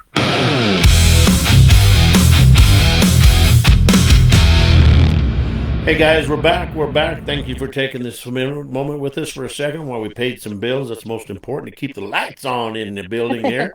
Got to always do that. So, James, what do you do for a living? Well, hold on. I got to tell you that I absolutely love that song. Thank you so much. No problem. When I first heard that, of course, I teared up because it was like, wow, that's about me and my life, and how awesome it's in a song. That's so cool. So thank you. Yeah, Okay. Go ahead. I figured. I started doing this back when I started this podcast, and I thought, what can I do that other podcasts don't do for somebody, and I thought, well, you make music, you big dummy. Why don't you just go ahead and try to make songs about it? And really, you're going to go in the album of Monster Truck Drivers, and I need to take an official count of how many I got in there, but every Wow. driver that's That's been on so there. cool. So Wow. it's going to be Awesome. it's going to be good. Someday you'll get one get a copy of it in the mail, and it'll have every driver that I've had on the show, Oh my and it'll gosh, have that's all pretty their own awesome. personal songs. So That's so cool. Thank you. no, anytime. I'm glad to do. I'm glad to be able to do that for you. I didn't know that I could. I had this kind of a talent, but you know what? Thanks to some of the music programs out there and different things, it takes my lyrics and turns it into Yeah, something that's really kind of classy. I kind of like it. that's awesome. So James, what do you do for a living? What's your main gig? I work for Stellantis at a Jeep assembly plant, Oh so wow. I'm a maintenance supervisor there. I Uh, work where we put all the bodies together, all the body panels. I work with about 700 robots. uh-huh. So it can be trying at times because it's always very fast paced. Things If always we're breaking down. Yeah, is highly technologically as advanced as it is, they do have complications and stuff, and every minute is costly. So they're always on me if our plant is down for a very short time. So like I said, it's very once I get there, it's like nonstop. It's never a slow minute when I'm there. Right. So James, are you in charge of a specific body style, or you just cover Jeeps as a whole? I work at the Jeep Grand Cherokee plant, Okay. so we put the Grand Cherokees together. Well, what is your opinion now with AI coming on, since you're interacting with these robots and stuff like that? What do you feel about this? The way that the world's going with all this AI stuff going on. Um, I mean, I like it now, but in the end, I don't think it's going to be advantageous for us. Uh huh. To be honest with you, um, I think because as machines can outsmart us, that's not a good thing. No, You know what I'm saying? I, I totally understand where you're coming from. I mean, uh, didn't Yul Brynner make a show called Westworld, Yep, where that's one of them. the robots kind of took over and stuff, and the smarter these things get, they're going to be able to teach themselves one day, and that's what's scary is like this program that I use for my music and stuff. I mean, this program is it calls me by my name, It knows exactly what I want, and it's just it's kind of eerie, to be honest with you. But in the same way, it's kind of cool because it's making these great songs and stuff. But Right. the thing that I don't like about the whole deal of it, okay, even about on the music end of it for me, is we have people that are in the music world, entertainment industry, that have worked their rear ends off to get to Mm-hmm. where they are now. And here somebody like me can come along and maybe have a do a hit that's a top Billboard 100 hit, or something like that.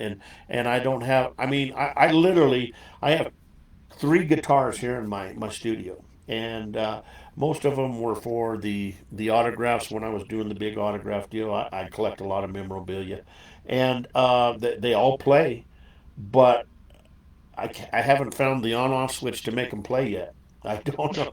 I don't know how that works. I really don't. I mean, my fingers, they knot up. They get all tangled up in the strings. I don't know. I can play the heck out of a radio. I'm really good at the radio. I really am.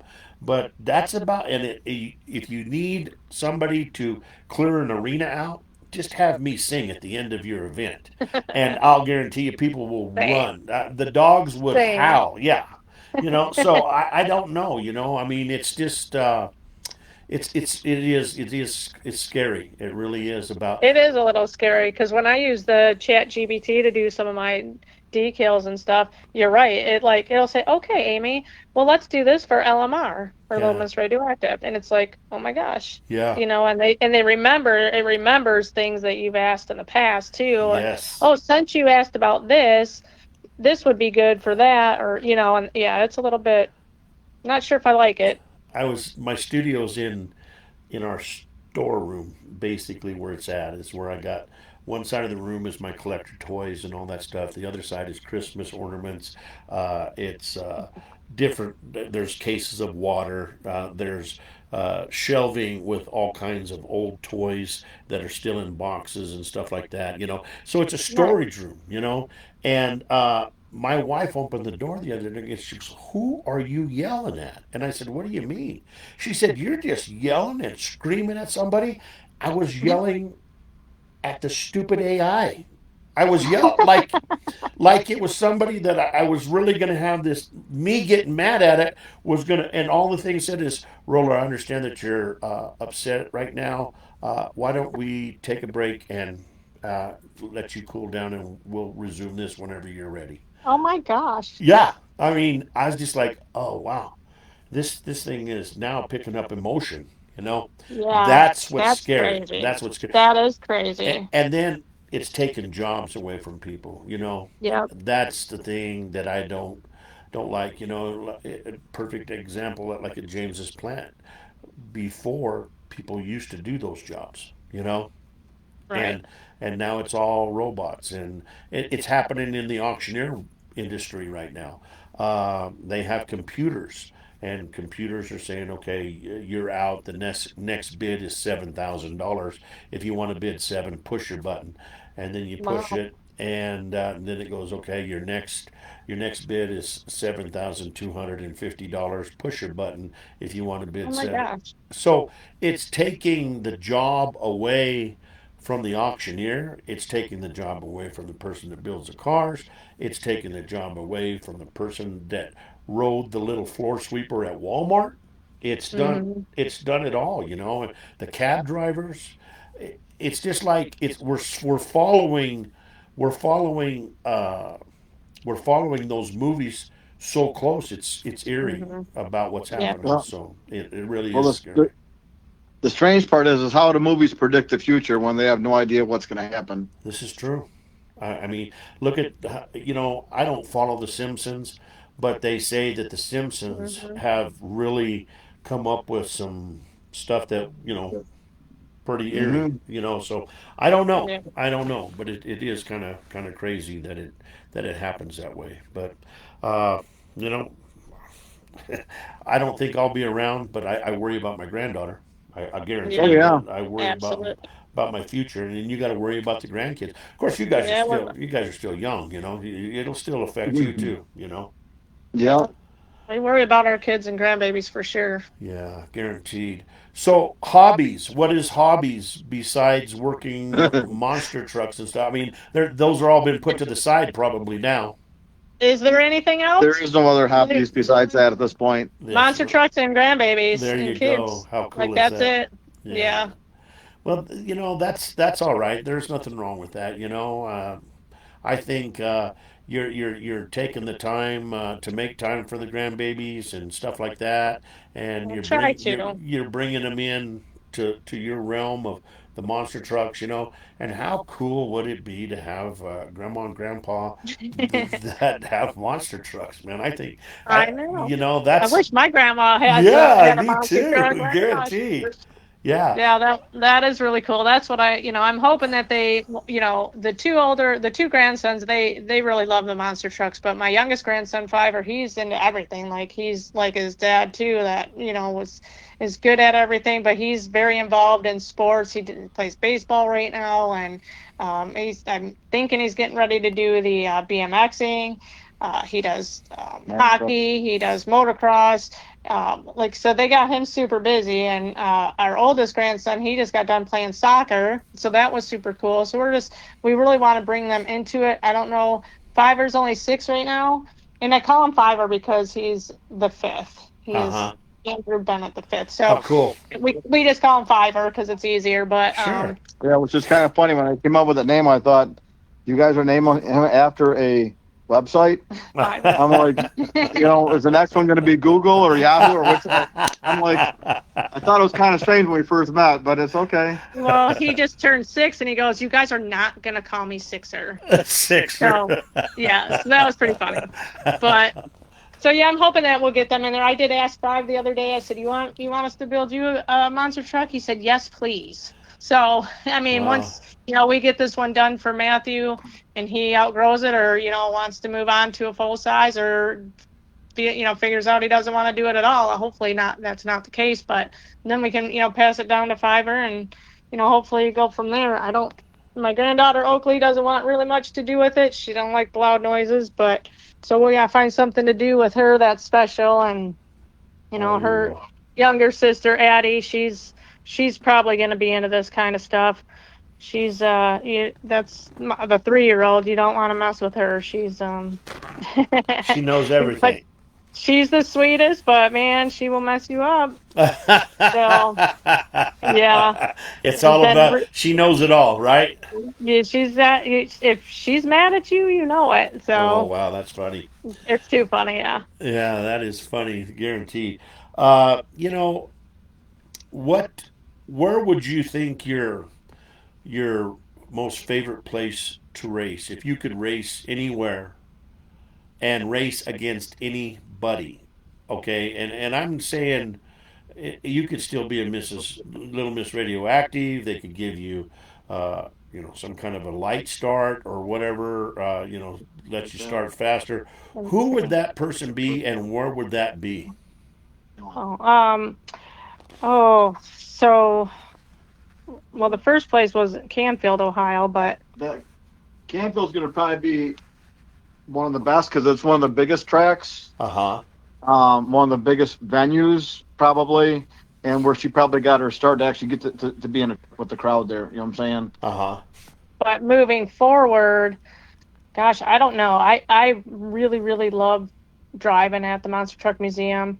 I think Bigfoot open house is going to be awesome too.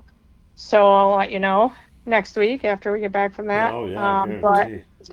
We actually everybody- they had a Bigfoot truck at the museum, and we didn't really pay much attention, but we had parked right next to it. Uh huh. And one of our fans had sent her a picture of her truck next to Bigfoot on the 50th anniversary. It was the anniversary year. yeah, That is a very, very cool picture to have Yeah. of her truck. yeah, It's sitting next to Bigfoot. You know what I'm saying? Right. Yeah. Oh. Guaranteed. I'm not Guaranteed. sure who do I want to race. That's a tough question. Let me think about that for a few minutes. That's not a problem. And my final answer on your question, I think that Paul Schaefer, as much Yeah. as he's done for the monster truck community, needs to be in the Hall of Fame too. I mean, and these are just people that I've worked with, that I see that had a passion uh, for the industry, making good drivers, uh, creating awesome drivers, different things like that. So I think Paul Schaefer would be a good one for the Hall of Fame. Yeah, and he is actually a super, super nice guy. He He is a is. very down to earth person. He was easy to work for, very very polite, and just enjoyed you know his whole time behind the wheel, and had some amazing trucks, and had some amazing drivers that went on to bigger and better things. Larry Swim, B.J. Johnson. Excuse me.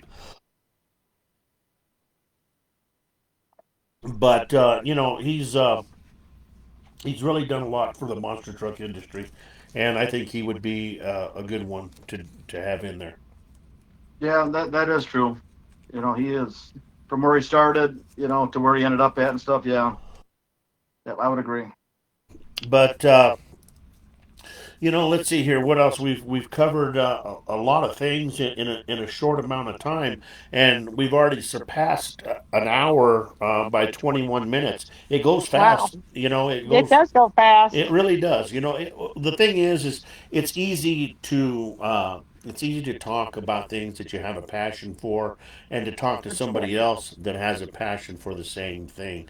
I Yeah. think that's definitely a big plus for sure. I have to say that just one thing, because I don't think my husband gets enough credit for stuff that he does, because he works so hard to make sure that this truck is done for me for every show and every little thing that I want done to it. Like the we just he just bought me a new helmet that has a blower on it for air, because hitting this ripe old age that I'm about to turn here soon, Uh huh. I get hot a lot. And so when I'm in my truck and I'm, all suited up and ready to go, and it's hot, it's so hot, I feel like I'm going to die or pass out or something. So he got me this helmet and we just hooked up the blower. And so it's going to blow air into my helmet. So that's going to be a game changer. But like just things like that to make sure that I'm as comfortable as I can be in the truck, that it's safe enough for me to, get out there and do the things that I want to do in it. And he just works tirelessly for me and, everything that we want to do. So I love you, honey. I just, Uh huh. appreciate you so much. So That's nice. I That's have very I have nice. to say that. And Well, shout out to our kids too, that, they're always supporting us too. We got my kids, Andrew, Jordan, Matthew, Lindsay, Taylor, of course the grandbabies, Matthew, Oakley, Addie, Fiver, and Reese. And then we got Jim's kids, Jordan. So we have two Jordans in the family, which is awesome. funny. Yeah. And then Katie and Will. So, they always support us in our shenanigans. We always have something going on. We bought a bus to convert to a hauler to tow Lomas Radioactive around, because my daily driver, the my Dodge Ram, is only a V6. So she's getting a little tired of pulling that big old truck around. Oh, I So bet we you bought a so. bus. There's a couple other things we got in the works right now we haven't told anybody about. So I don't know that you want to reveal it right now, or you want to wait. Yeah, we'll let that one be a surprise. Right. Hopefully, you keep following us. Oh, And I you'll will. see. I mean, I'm sorry, and this is going to lead right into the next question. But yeah, I'm definitely a follower. Anytime I see something that you guys are doing, I take time and I check it out. And just because the fact is that I'm really impressed on how everything's going for you guys and stuff like Thank that. you. But the next question is, do you guys need a 65-year-old son? I mean, just saying. Sure. I Sure. I would love to be your son, and uh, I don't have to have a monster truck. I can be the son that just talks to people and stuff like that. And I Absolutely. think You are. Christmases would be awesome at your house. I think We I could already try. see Christmas how good it is, and I am We definitely in. try. You do you have a new son now? It's Roller. That's All that. right. Welcome to the family. Well, Welcome thank to you, the family. thank you. I appreciate that very much. What do you want for Christmas? Now I gotta do that. Right. That's next. But James, what do you think is next uh, in the monster truck world? What do you think is the next big thing that's going to happen? These, I mean, because they're doing such amazing things in these trucks nowadays. And then I'll go to another question on the same thing for you, Amy. But James, what do you think as far as the safety standards, or making the trucks run better? What do you think the next big thing is in that aspect of the monster truck industry? What would I like to see, or what is coming up in it? No, what would you Because like to see? I would love to see the good old days of like the monster truck drags and stuff like that. Honda series. The guys have back to a competition, Yeah. because I mean, nowadays the guys are pushing it so hard with all the stunts and stuff. Right. But I would love to see it back. The competition, Fred Schaefer, Bigfoot, Gary Porter, all them guys, when they're pushing the trucks to limit, and they're actually, I mean, you're on your edge of your seat, voting for your driver. You know what I'm saying? Yeah. That was what I would love to see in the industry again. Yeah, Um, like the old Pinda series and stuff like that. Yep. Yeah, Yeah. those were some exciting times, in my opinion. You You- know. It's funny that you talk about that, because I had Eric Tack on last Wednesday, and Eric talked about the same thing. That's the era that he kind of was driving in, and what he really liked was the racing portion of it. And I talked to a lot of different people, and there's a lot of people that would like to see that racing series come back up, where you got to qualify and do stuff like that. So I kind of have to agree with you. I really do. I think that would bring a lot more spectators back.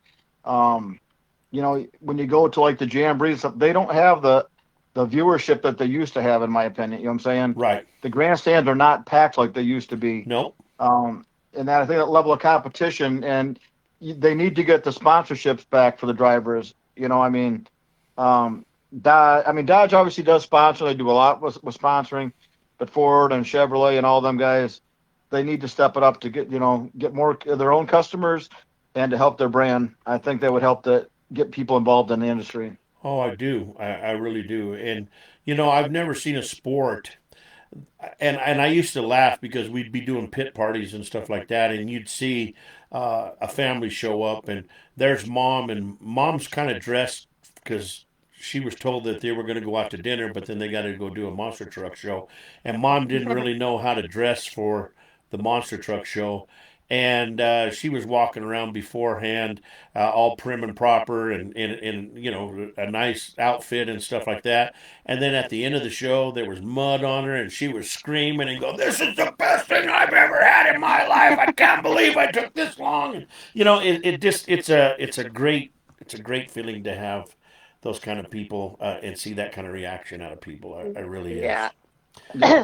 So, Amy, as a driver, do you feel that you need to incorporate stoppies, bicycles, different things like that, into your driving skills, to maybe keep the mini up in front? I mean, because you get people out there that say, "Oh well, it was a mini monster truck there, and she did a great Yeah. job, but she didn't do any of the stuff that these new drivers are doing, and I don't understand Right. why." So, do you feel that you're Yeah. going to have to incorporate that into your driving skills sooner or later?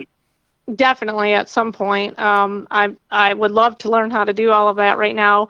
We're so busy with just booking events and things like that I don't really have a whole lot of practice, seat time in that thing. So my practice and my seat time is unfortunately at the shows.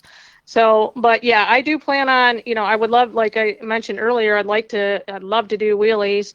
I've had a lot of people say, "Well, I see you wheelie that thing," and I don't know that I could do it right now, but Jim said it can. So I guess I got to step up my game. But, I do the donuts, which is fun, but it also doesn't go as fast as like some of the other trucks do in the donuts. which I don't know if I could handle that dizziness anyways if it went much faster, but I'll have to get over that part. But yeah, I would like to, try to learn how to do all that stuff, the stoppies and, things like that.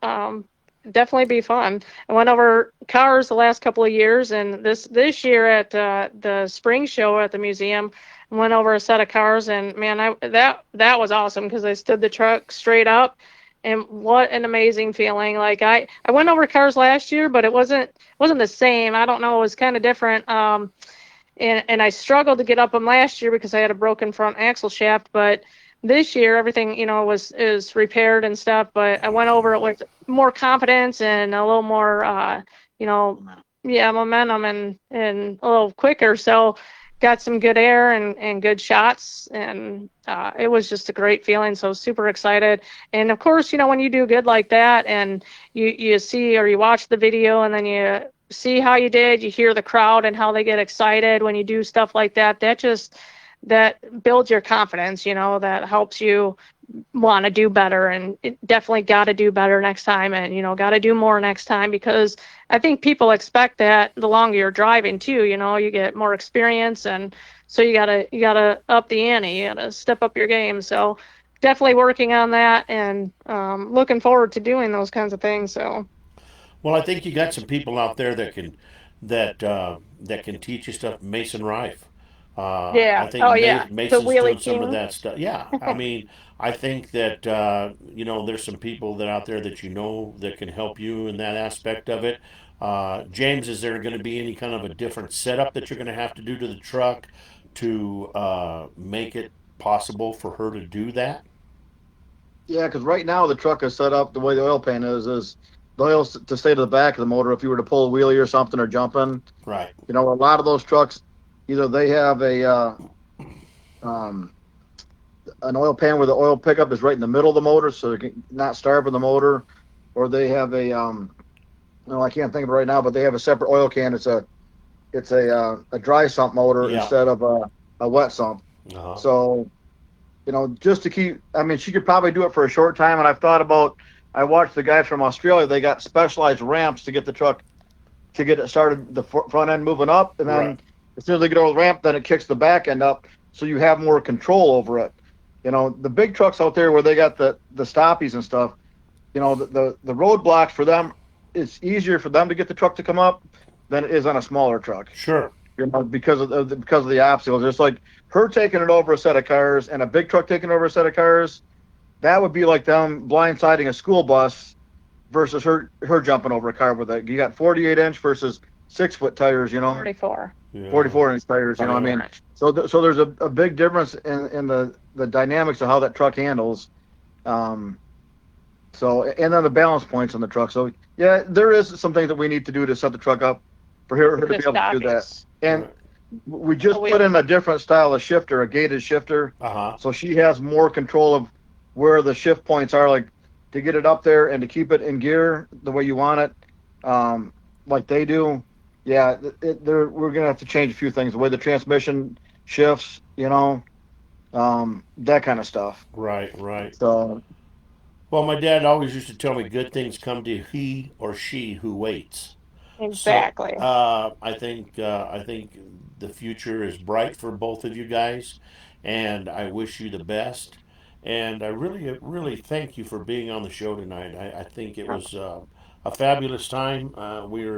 We did an hour and 34 minutes, and that's not bad. I mean, and we could probably do more, but I'm very respective of your time being back on the East Coast and stuff like that. And I want you guys to be back on the show at any time. If you have big news, like I said, Absolutely. we're just starting this show, and the listenership isn't 86,000 people, but hopefully someday we'll get there. I mean, I started from zero, and Right. yep. So did we. it just takes a while, and I think as long as like you guys put on a good show, you're going to have people follow you. And I think if I put on a good show, then I'm going to have people follow me even more. So Absolutely. we'll support you. Yeah. I know you Definitely. will, and you already have, because I've seen the numbers going up. Today, even the followers even going up since you guys were posting stuff. So I Nice. thank you so much for being on. We're gonna play some music after we get done with you guys. You're more than welcome to stick around. We made some new songs and stuff. When I say we, it's me, myself, and I. But anyway, I We'll have do. to. It'll be on YouTube. You can catch it at another Okay. time, Yeah. whatever. So, and I'll post all the show tomorrow. I let it sit overnight, and then I post everything tomorrow. So it will be up on Awesome. on YouTube tomorrow for sure. Awesome. Well, thank you so much, Roller. We really appreciate the opportunity to be on your show, and we had a great time. It was awesome. It was a blast.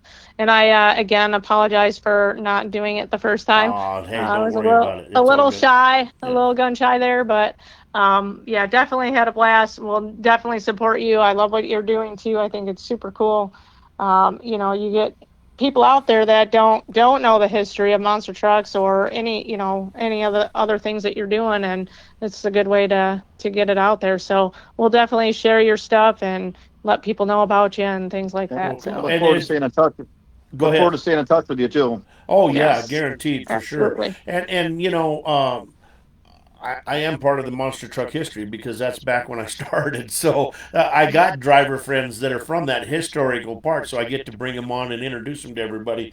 But Yeah, that's awesome. even when you're doing shows with the newer bunch and anybody else, if you really like being on the show, just tell them, say, hey, give Roller a call, man. Let him put you on the show. It was a great time, and really an hour goes. We ask for an hour, but usually they go longer than that, and it goes by so fast because you got so much to talk about. Yep, and we appreciate We that. appreciate it so much. All right, guys, you have a fantastic night, okay? Thanks, Roller. You Thanks, too. Roller. Bye bye. Be Bye safe. bye. Bye bye. You too. Bye All right. bye.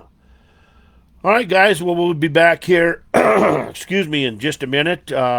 We got some music to play for you guys, but I thought that was a great show, man. I knew it was going to be a great show. That's why I started following her and James, because the fact was, is it's just so interesting to see what she's doing in that little truck. So I look forward to seeing what they do more in the future about what's going on, and I think it's going to be a great life for them. I really do, especially when they get their grandkids involved and stuff. Man, that's gonna be amazing. Hey guys, we'll be back here in just a minute with Pedal to the Metal, Motors and Music. You're listening to Pedal to the Metal, Motors and Music, where the engines are loud and the music hits just as hard.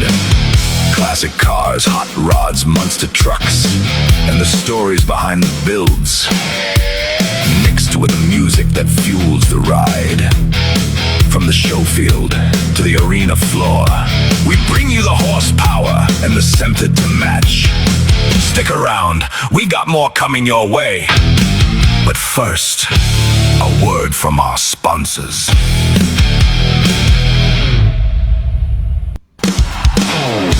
Hey, truck fans and weekend cruisers! This Saturday, fire up those rides and head on over to Trucks and Screwdrivers at the Black Eyed Pea in Castle Rock. We're talking cool trucks, great people, good vibes, and an awesome Saturday morning hangout for truck lovers from all over Colorado. Grab yourself a $5 screwdriver. Dig into some incredible breakfast burritos. And participants get free giant cinnamon rolls. Bring your buddies, shine up that truck, and come spend the morning surrounded by horsepower, chrome, and good company. Trucks and Screwdrivers. This Saturday at the Black Eyed Pea in Castle Rock. Don't miss it.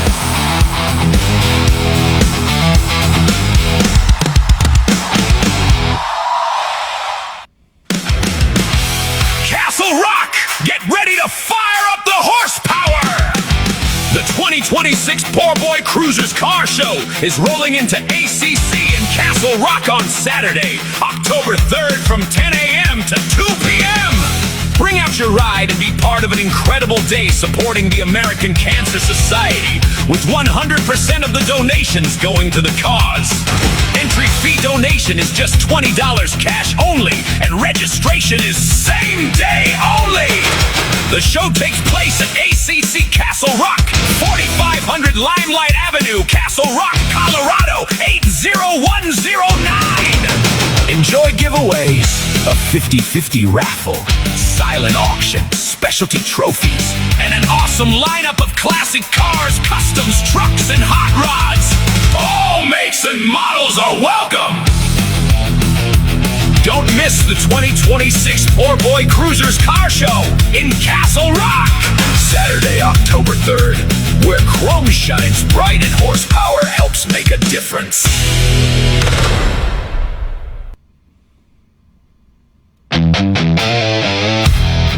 And now, we return to pedal to the metal.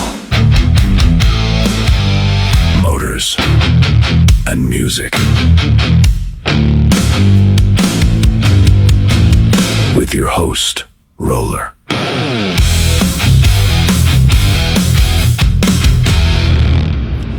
All right, we're back.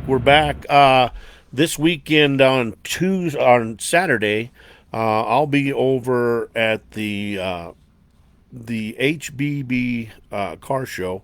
It's HEB, Heritage Eagle Bend Golf Course. They're having a big car show over there. They've hired me to do some DJing for them and stuff, so I'll be over there. I won't be able to make it to down to the Black Eyed Pea down in Castle Rock, but both of them are going to be good shows. If you're looking to go for a Saturday cruise and go to one of the shows, and you're in the Aurora area, either one is definitely one that you can make it to and have such a good time. Well, worked on a few new songs and stuff here the other day, and just hadn't had a chance to really finalize them, so I've been busy for the last couple of days doing that, on top of making Amy's song and stuff like that. So this one here is called Small Town Saturday Parade. Basically, it's about life in a small town, man, and the big thing is the parade. So we'll be right back here on Pedal to the Metal, Motors and Music.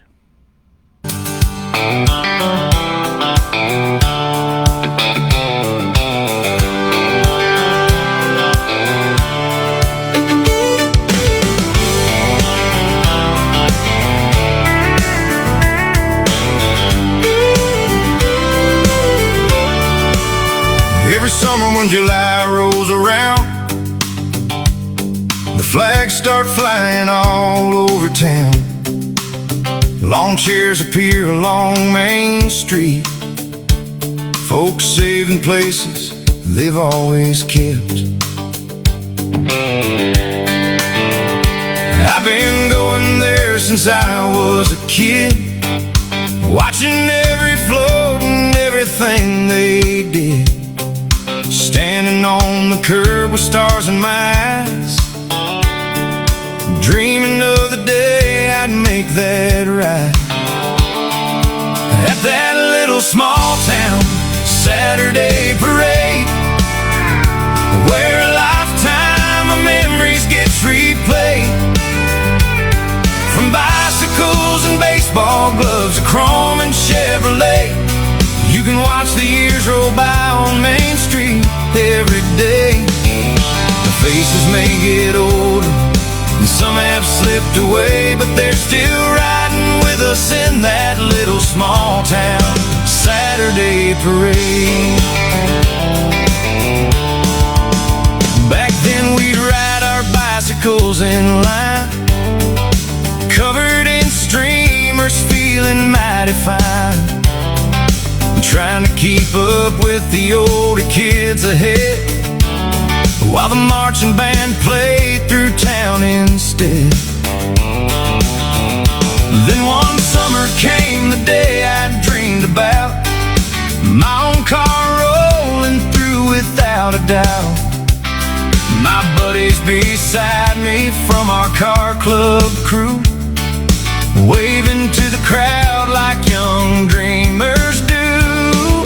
At that little small town Saturday parade, where a lifetime of memories gets replayed. From bicycles and baseball gloves to chrome and Chevrolet, you can watch the years roll by on Main Street every day. The faces may get older and some have slipped away, but they're still riding with us in that little small town Saturday parade. Down on the corner sits an old friend of mine, a decorated veteran from another time. He gave a leg for freedom many years ago, but he's never missed a parade that I know. Front row seat in the same old place, still wearing that proud American smile on his face. As the flags roll by and the bands march through, you can see the pride in everything he do. There's a lady in town everybody knows, who brings out a pickup only on special shows. A C10 her husband loved with all his heart. She keeps it looking perfect, just like from the start. The paint still shines like it did back then, like he just parked it yesterday and climbed out again. When she rolls by, you can almost see him waving from that bench seat, smiling back at me. Kids still point when the hot rods pass, grandparents smile as the memories flash. Old friends gather where they've always been, telling the same good stories again. 3 generations standing side by side, watching Main Street come alive. For a couple of hours, this little town knows exactly what matters most. At that little small town Saturday parade, where a lifetime of memories gets replayed. From bicycles and baseball gloves to chrome and Chevrolet, you can watch the years roll by on Main Street every day. The faces may get older and some have slipped away, but they're still riding with us in that little small town Saturday parade. Every year it changes, but somehow stays the same. New kids on bicycles, learning everybody's name.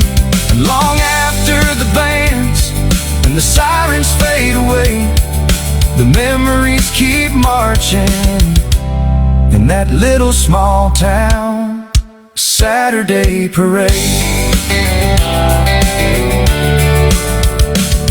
As the last float turns the corner and disappears from view, folks fold up their lawn chairs like they've always done to do.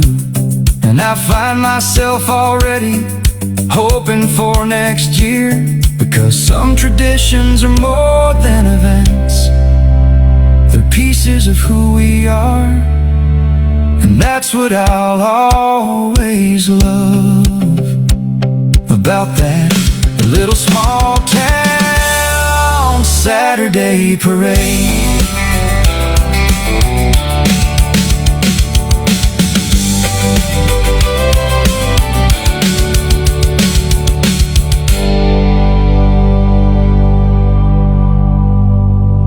Small Town Saturday Parade right here on Pedal to the Metal, Motors and Music. Our next song up is called That Little Cafe on the Edge of Town.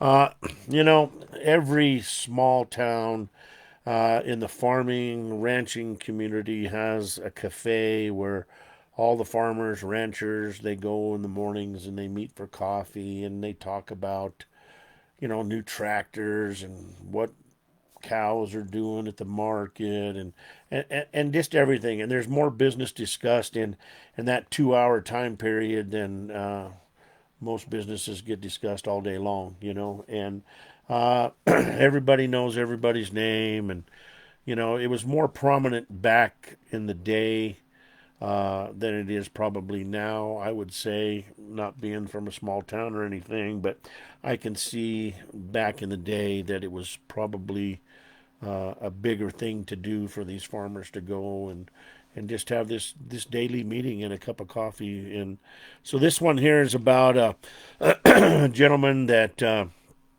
he took his grandson when his grandson come to visit, and they would go and sit around. And that's back when pie was 10 cents 10 cents a piece, 10 cents a slice. So this is called The Little Cafe on the Edge of Town.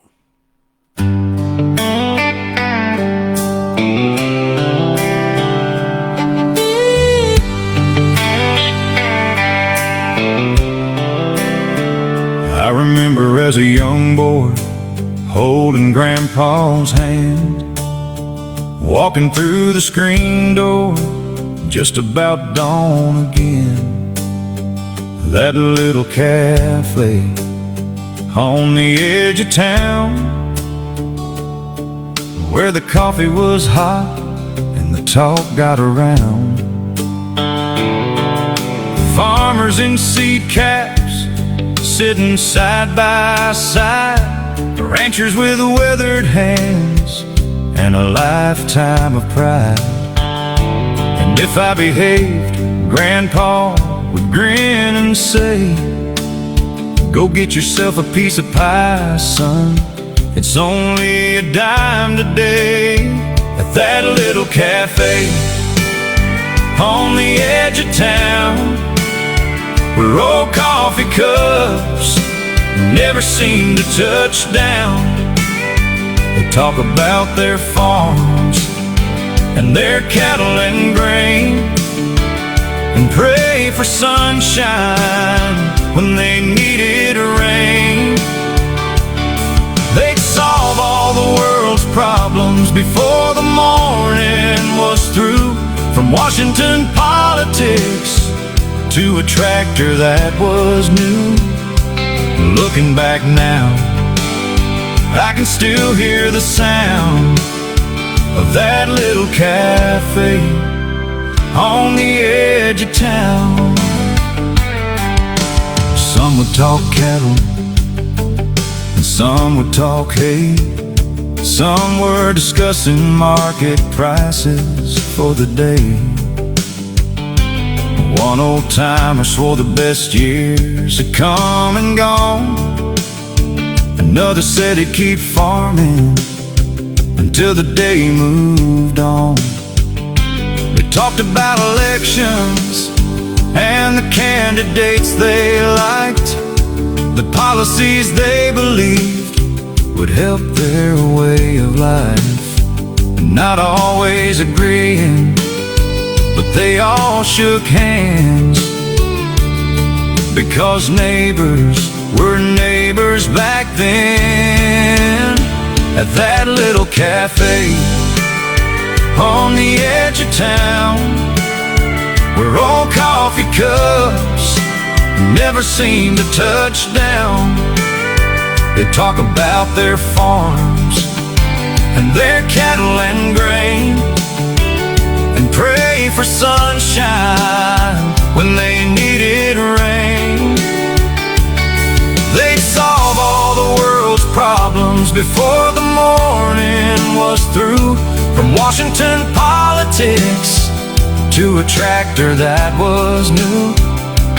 Looking back now, I can still hear the sound of that little cafe on the edge of town. Grandpa knew everybody who walked through that door, folks who'd lived there 50 years or more. They'd laugh about stories from long ago, and the things only country folks would know the price of diesel, the price of feed, the latest combine that everybody'd seen. Who bought a new tractor and who sold a herd? The important things that filled every word. Most of those men have long since gone, and that old cafe finally moved on. But when I drive by, I still slow down and picture those faces gathered around. I can almost hear Grandpa calling my name and smell fresh coffee drifting through the rain. Back then a dime bought a piece of pie, fresh from the oven and stacked up high. Today that same slice costs $3.59, and somehow it don't taste quite as good as mine. Maybe it wasn't the pie that made those mornings shine. Maybe it was Grandpa, that cafe, and a simpler time at that little cafe on the edge of town, where old coffee cups never seem to touch down. They talk about their farms and their cattle and grain, and pray for sunshine when they needed rain. They'd solve all the world's problems before the morning was through, from Washington politics to a tractor that was new. And though the years have come and gone somehow, those memories are still alive right now. I still carry those mornings deep down in my soul, the lessons they taught me and the people I know. And I'll always be grateful for the wisdom I found in that little cafe on the edge of town.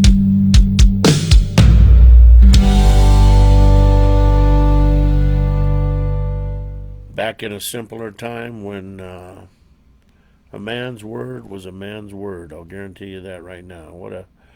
What a good time that must have been to grow up in. The lucky thing about it is they grew up in a small town. Everybody had each other's back. Everybody watched each other's kids. If somebody got out of line, they were just as easily to get a butt whooping from somebody that was been around them their whole lives and than they were for their mom and daddy, So, yeah, it was just a great time probably to grow up back in those days for sure. This next song right here, basically, it got to do with a little bit of, well, not a little bit, a lot about my life as growing up as a kid.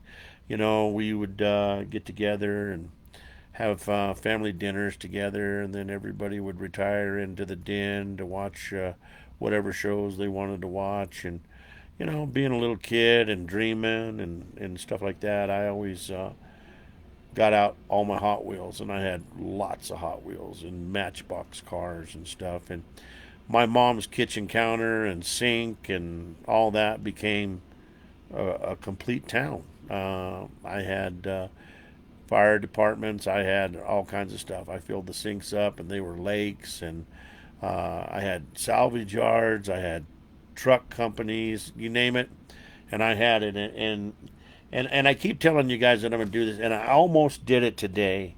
But I am going to do. I'm not going to do it live. I'm just going to do a video of it where I can take time and walk through and show you. But I still have all a big portion of those Matchbox cars. Plus, I have more in boxes that I don't even have out. But I'll show you all this stuff that I've collected over the years, that I played with over the years, and there's definitely nothing like that song I made called "Mint in a Box." None of the stuff I had was mint in a box. I'll promise you that. Everything got ripped open, the box got thrown away, and I played with it. And my toys, they got a little edge on them, but I like them that way, man. That's the way I like. But this is called Kitchen Sink Memories. We'll be right back here on Pedal to the Metal, Motors and Music.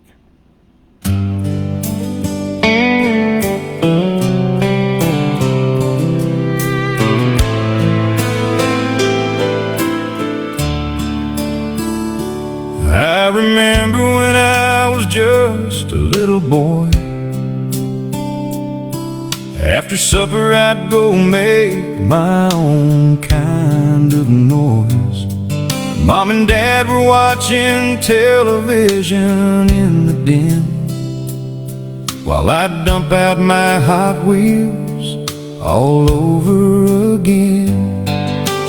Matchbox cars and pickup trucks scattered everywhere on that big old countertop, without a single care. To grown-ups it was just a kitchen in our home, but to me it was a world waiting to be roamed. Those kitchen sink memories still live inside of me, a little boy in a big imagination running free. I drove millions of miles without leaving that room, from the edge of the countertop to the far side of the moon. Every toy car held a story, and every road had a name. Every day was different, but somehow all the same. Looking back now, there's some of my sweetest memories, growing up on those countertops and kitchen sinks. I'd build little towns from whatever I could find. Salt shakers were grain elevators in my mind.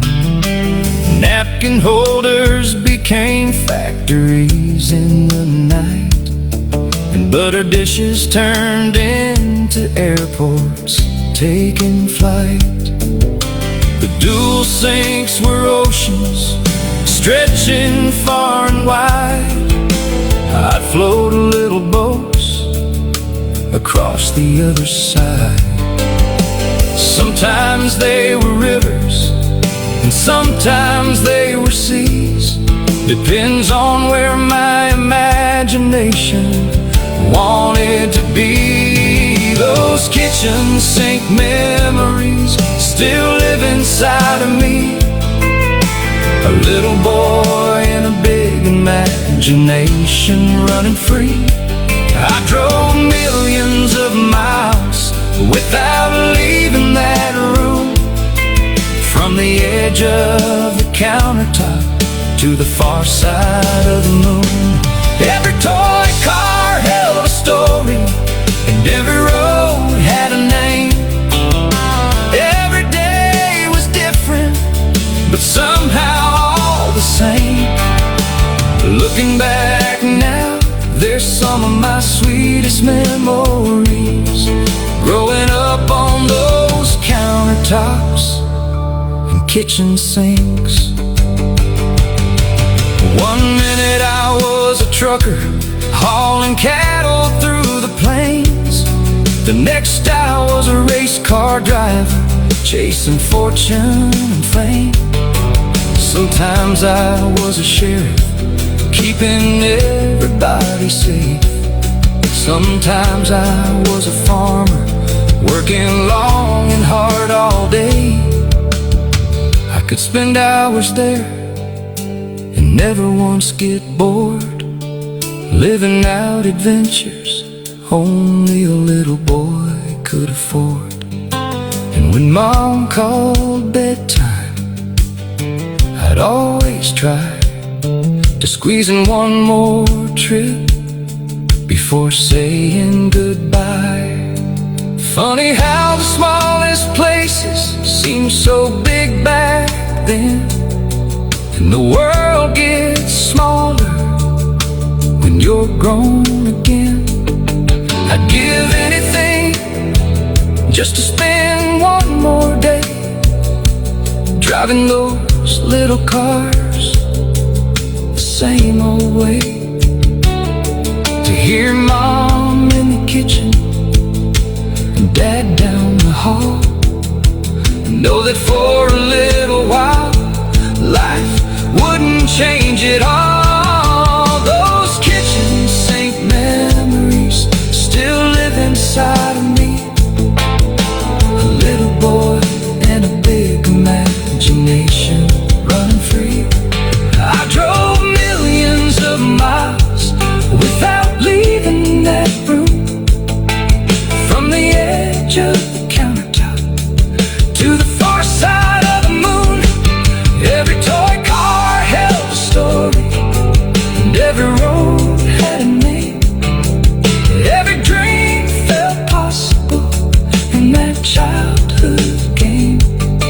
And though the years have passed and life moved on its way, part of that little boy still lives there today.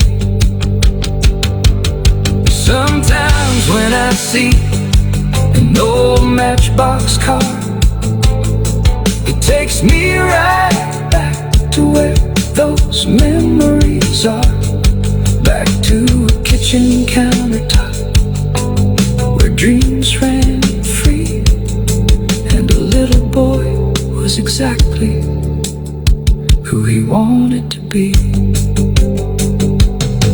Those kitchen sink memories will always be a part of me.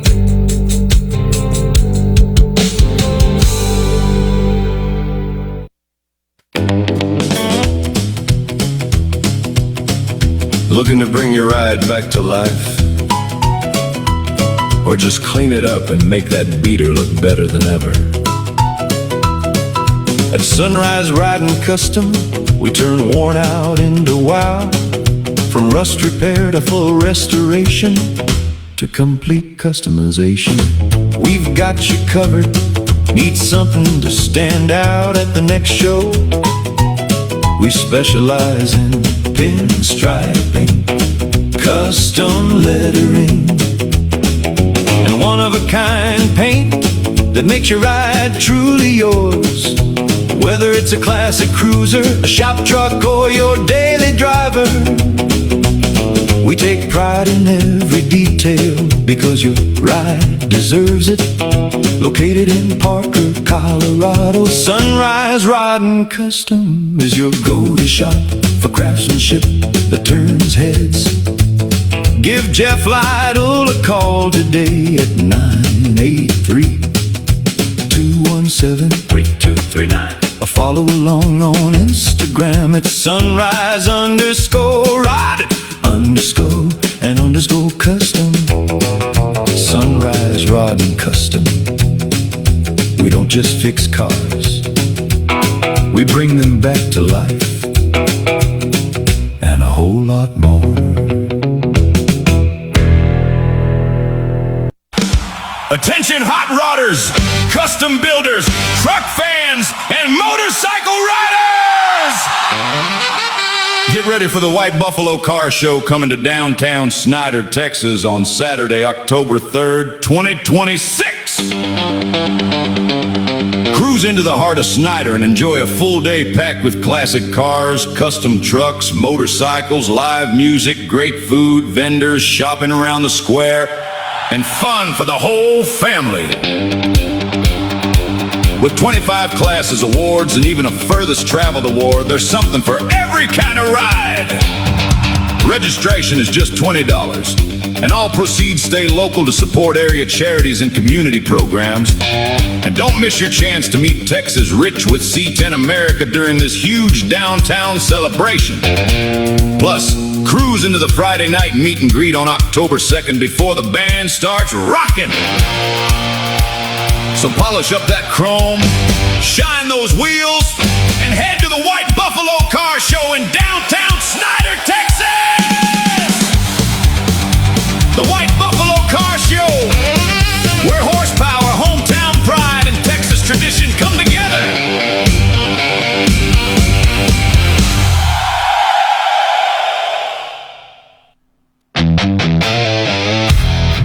And now, we return to pedal to the metal. Motors and music. With your host, Roller.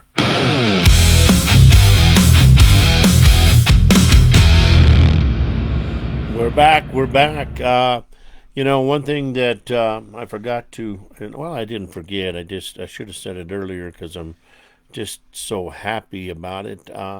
My niece, Tawny, my brother Bob's daughter, finally had her little girl on Saturday.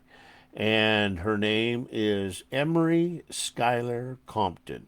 She was born at 1:57 in the morning, and my brother Bob said that both Tawny and the baby are doing great. And they started they started inducing her at 7 a.m. on Friday. So she was in labor for a little bit, but both the baby and everybody is healthy, doing good.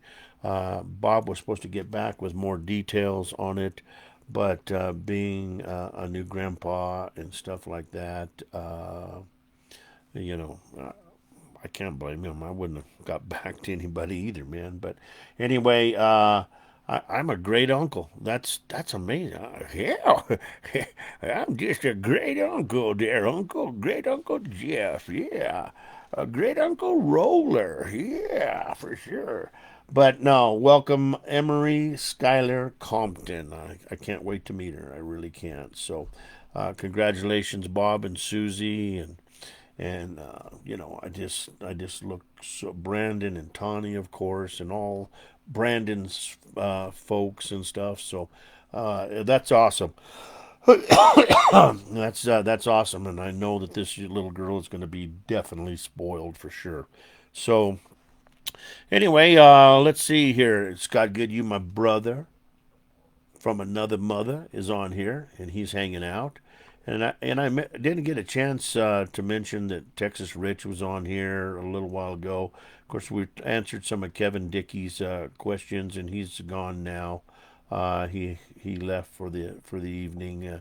Thanks for tuning in, Kevin, and stuff like that. Mike Hedman, thank you for listening to the show and stuff.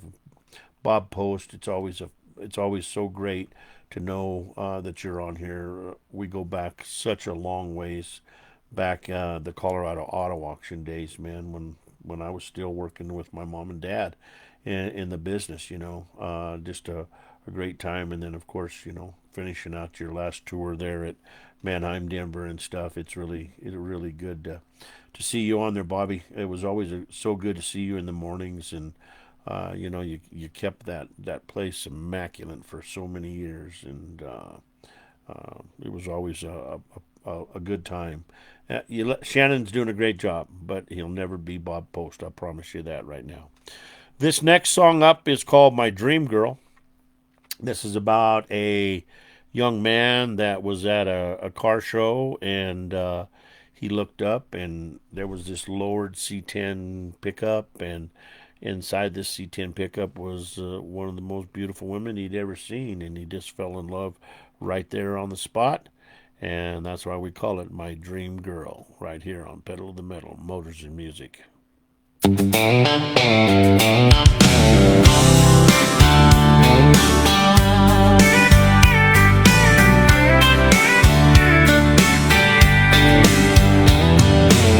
Friday night, sun sinking low. was shining at the local show. Engines rumbling all down the road. That's when I saw her steal the whole show. Candy apple red and sitting down low. White leather tires and a soft radio. Small block singing through dual exhaust. One look at her and man, I was lost. My dream girl in a red Lord C10, smiling at me through the windshield again. Hair in the breeze and her hand on the wheel. Lord, she looked too good to be real. She don't need diamonds, she don't need a limousine. She's happiest cruising in an old Chevrolet machine. Every time that truck comes rolling in, there goes my heart again. My dream girl in a red Lord C10.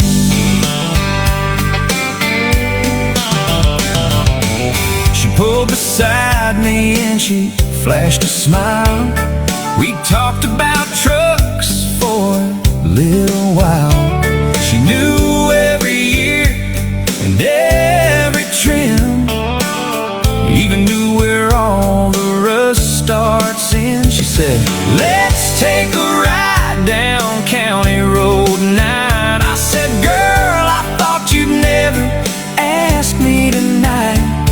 Radio playing an old country tune, two hearts racing underneath the moon. My dream girl in a red Lord C10, smiling at me through the windshield again. Hair in the breeze and her hand on the wheel.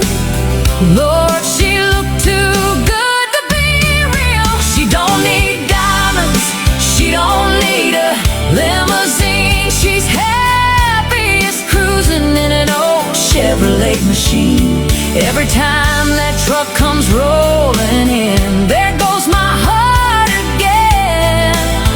My dream girl in a red Lord C10. We watched the stars from an old tailgate, talked about life and where we'd go someday. The truck sat quiet in the pale moonlight, like it knew everything was gonna be alright. My dream girl in a red Lord C10 still turns every head wherever she's been. Years may pass, but one thing remains, that red old Chevy and her driving me insane. She found a parking spot right next to my heart, and I knew right then we'd never be apart. Lord, I'd do it all again for my dream girl in a red Lord C10. Yeah, that candy red Chevrolet brought my dream girl my way. My dream girl in a red Lord C10.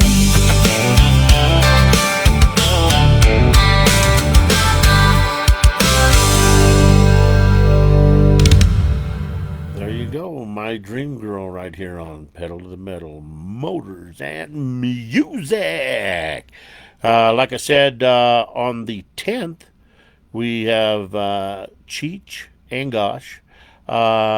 He is a monster truck driver slash podcaster, young kid that's been a monster truck fan his whole life and finally gets to drive a truck by one of the legendaries in the business, the Hall brothers, and they have Reminiscence, and he gets to pilot those trucks, man, and so happy for him.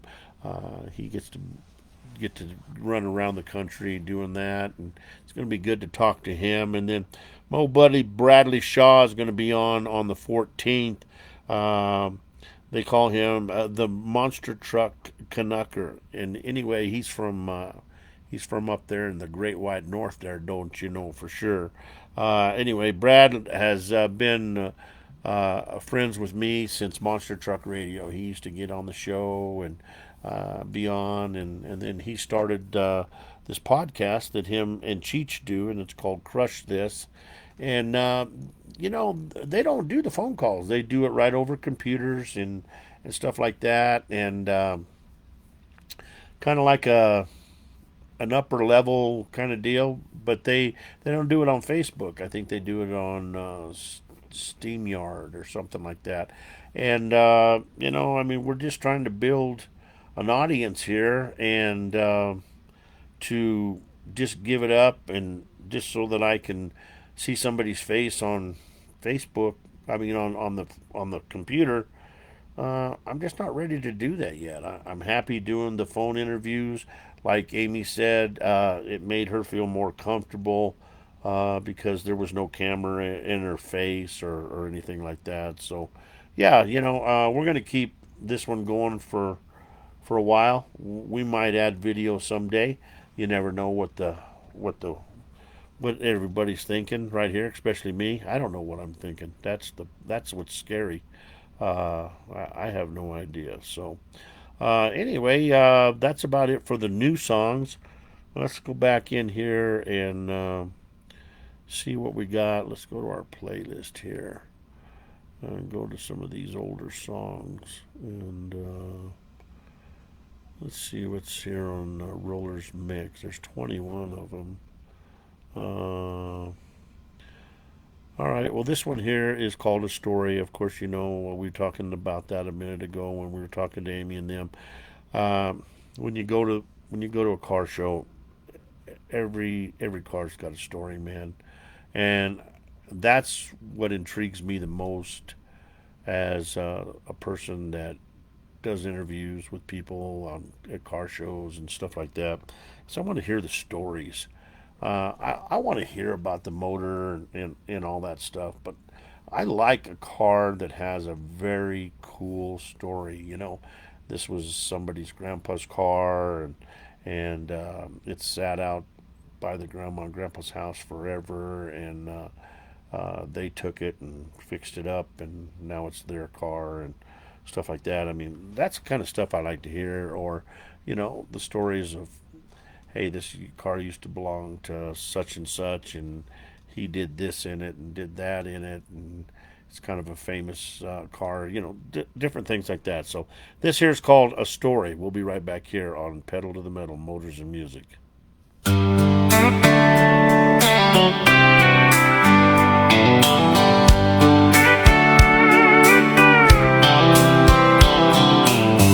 Every time I go to a car show across this land, I love to hear the stories about the build and the man.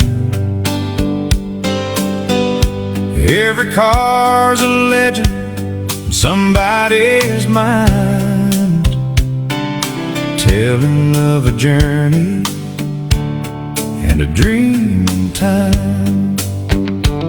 Those old cars got stories they're willing to tell, from the day they were new to the years they fell. From taking kids to school, to Sunday drives, to back road runs and family rides. Yeah, every car's got a story to tell about the life it lived and the years it held. From the first turn of the key to the miles it rolled, there's a piece of someone in that steel and chrome. So if you got the time at a show one day, don't just walk by and drift away. Take a minute, listen close, and you'll see it ain't just a car, it's a memory. Some Some sat parked for years out behind a shed. Some were handed down when a loved one passed. Some were built with blood, sweat, and time. Some were saved when they were barely alive. There's a scratch on a door from a careless day, and a dent that never got fixed that way. But every mark's just part of the ride. Every flaw's got a story inside. Every car's got a story to tell about the life it lived and the years it held. From the first turn of the key to the miles it rolled, there's a piece of someone in that steel and chrome. So if you got the time at a show one day, don't just walk by and drift away. Take a minute, listen close, and you'll see it ain't just a car, it's a memory. If you can't hear it, just ask the man. He'll light right up and start to ramble on about the day he found it, the work he's done, and the miles he's chased beneath the sun. You see it in his eyes, hear it in his voice. That car ain't just metal, it was a choice, a piece of life he refused to lose, and a road he still gets to choose. Yeah, every car's got a story to tell about the life it lived and the years it held. From the first turn of the key to the miles it rolled, there's a piece of someone in that steel and chrome. So next time you're walking that road at a show, slow it down, don't be in a rush to go, 'cause behind every hood and every key, there's a lifetime of stories. Yeah, every car's got a story to tell. You just gotta listen or ask him well, and you'll find out more than you thought you'd see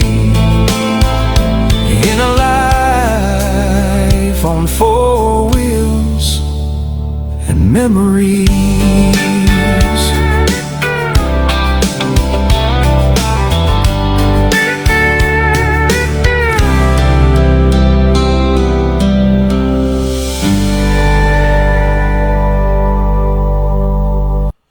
Hey, there's my there's my buddy. There's my old buddy Dean Gunther on there. What's up, Colonel? How you doing, Dino the Buying Machino, man? Good to see you on here, my friend. I'm so happy to see that. That makes my heart feel good, buddy. It really does, man. I really appreciate you tuning in and stuff like that. Seems like you've been thinking of other things here lately, and I need to sit down and talk to you and see how everything's going. We haven't just had a sit down talk in a while, so but thank you for being on here. So anyway, let's see here. What else do we got here in this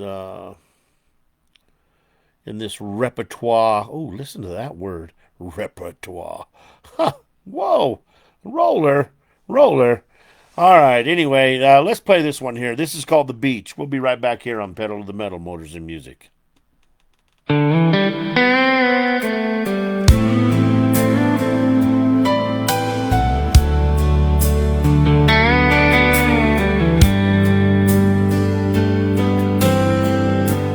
drove back down that old highway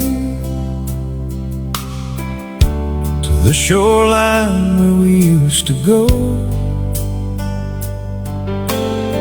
Same sea old swaying in the breeze, same old salt air blowing through the trees. The waves still crash like they always did, but tonight this place feels different. There's an emptiness I can't explain, since heaven called your name away. Now the beach don't feel like the beach anymore, without your footprints beside mine in the shore. That old sunset don't burn the same gold, without your hand in mine to hold. That rock where we sat for hours at a time still knows your laugh, still hears your voice in mine. The tide rolls in, but my world rolled out to sea. Girl, this beach ain't our beach without you here with me. I walked down to our fire pit spot, where we talked about all we got, dreamed about forever in the dark, with your head laying on my heart. We'd stay awake beneath those stars, talking about life and no guitars. Now the night feels cold and still, and silence cuts deeper than it will.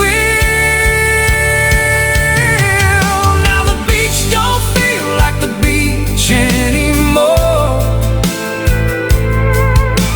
without your footprints beside mine in the shore. That old sunset don't burn the same gold,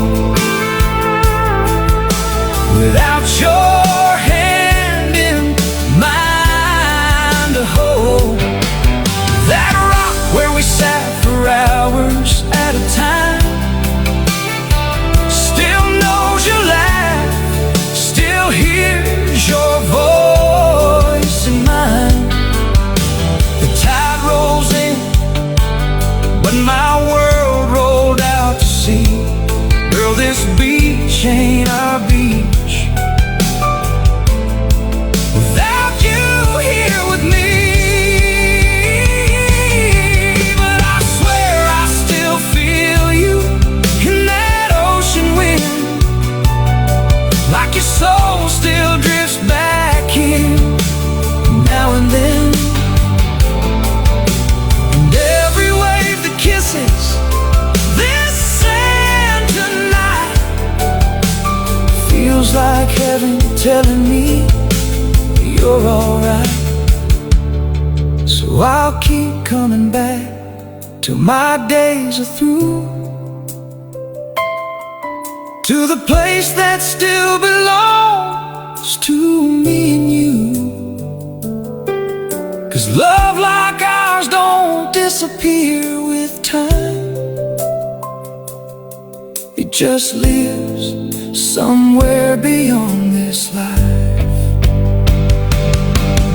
Now the beach don't feel like the beach anymore, but I still see your shadow walking that shore. And every sunset paints your memory alive, like a piece of you still survives.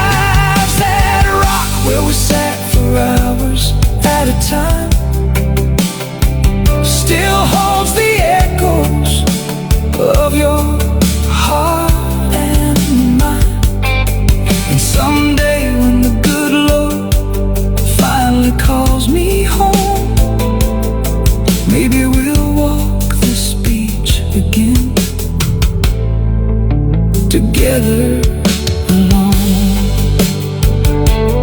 So tonight I'll sit here by the sea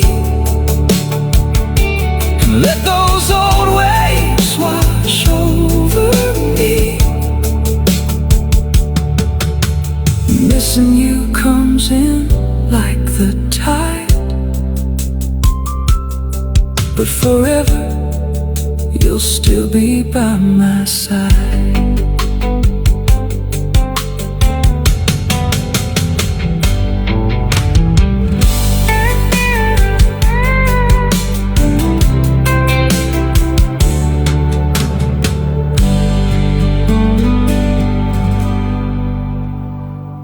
That there was the beat right here on Pedal to the Metal Motors and Music. This next song goes out to my buddy Colonel Dean Gunther right here. He is an auctioneer extraordinaire. This man has really come along in the auctioneering world, done a great job, and proud to call him a friend. So this is called The Auctioneer's Cry right here from my buddy Dean Gunther, Colonel Dean Gunther.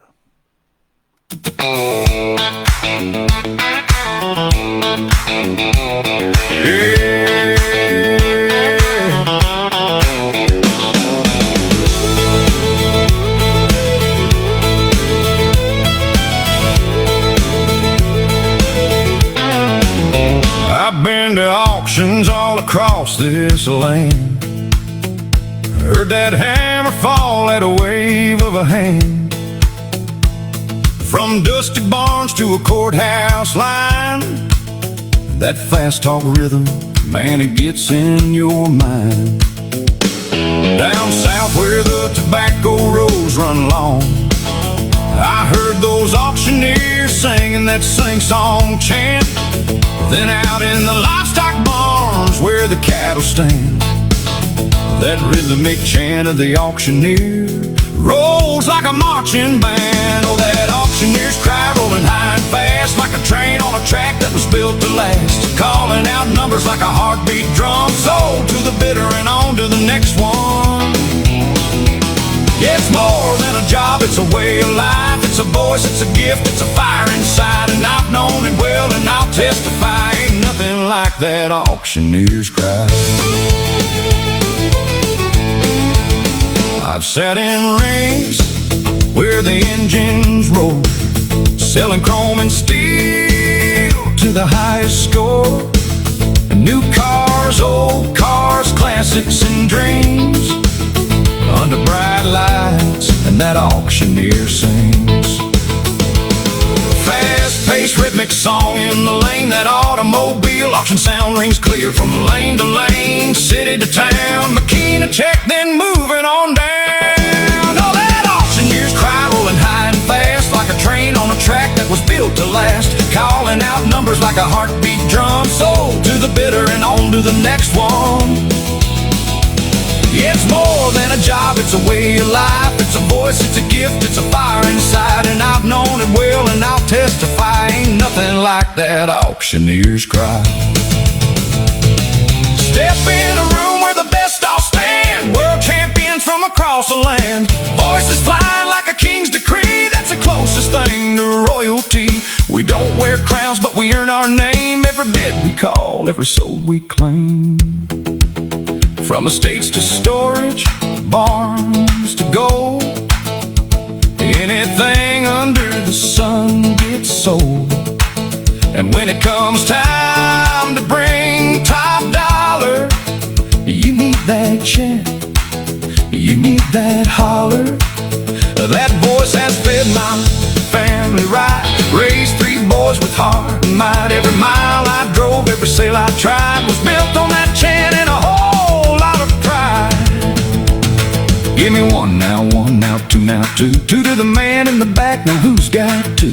2.5 now, 3 now, 3. 3 to the lady, now look at me. 3.5 now, 4 now, 4. 4 on the floor, now I'm looking for more. 4.5 now, 5 now, 5. 5 keeps the dream alive. Now 6 now, 6, who give me 6? 6 right here, now don't miss this. 7, 7, now who's got 7? 7. 7's a number getting close to heaven. 8, now 8, don't hesitate. 9's right there and it's feeling great. 10 on the money, hear the hammer fall. Sold to the bitter, best deal of all. Oh, that auctioneer's cry, strong and true. It's the backbone work that we all get through. Calling out dreams in a rapid fire flow. Watching that final hammer fall low. It's a way to survive. It's a man in his word keeping dreams alive. And I'll stand tall till the day I die, loving every sound of that auctioneer's cry. So, just like that, another day goes by, still chasing that sound of the auctioneer's cry.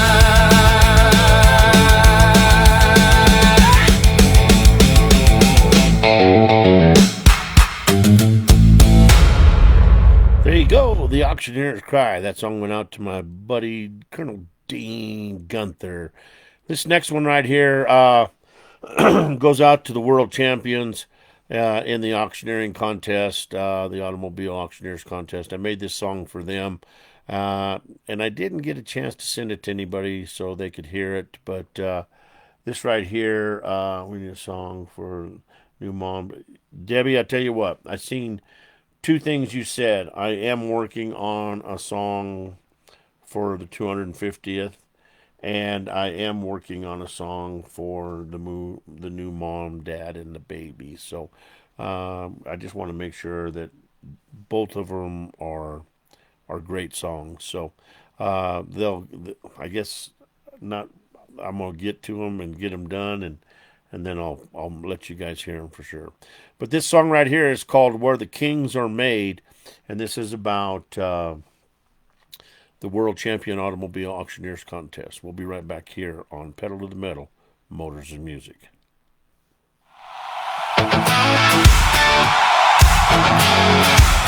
Yeah!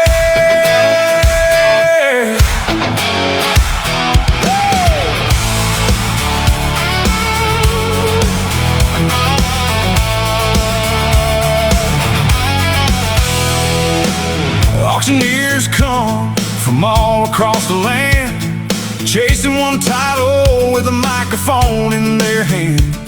From small town lanes to the brightest stage, they bring their voice to earn their name.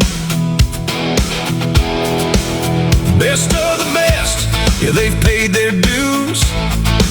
Every chant, every bid, every win, every lose. And now they gather where the legends stand, at the World Automobile Auctioneers Championship. It's where kings are made and legends rise, under bright lights and watchful eyes, at the World Automobile Auctioneers Championship. Woo! Where the very best put their skills to the test. Yeah, the best come running from far and wide, with pride in their voice and fire inside. If you want to see the best at play, come on down where kings are made. Yeah. Woo! Since 1989 they've been setting the bar. Top auctioneers know just who they are. Ringmen sharp with a rhythm so tight, working that crowd from left to right. From every corner of this world they come, chasing that title, beating that drum. Every year one more name will stand among the greatest in this land. Where kings are made and legends rise, under bright lights and watchful eyes, at the World Automobile Auctioneers Championship. Woo! Where the very best put their skills to the test. Yeah, the best come running from far and wide, with pride in their voice and fire inside. If you want to see the best at play, come on down where kings are made. Woo! 36 crowns have been worn with pride.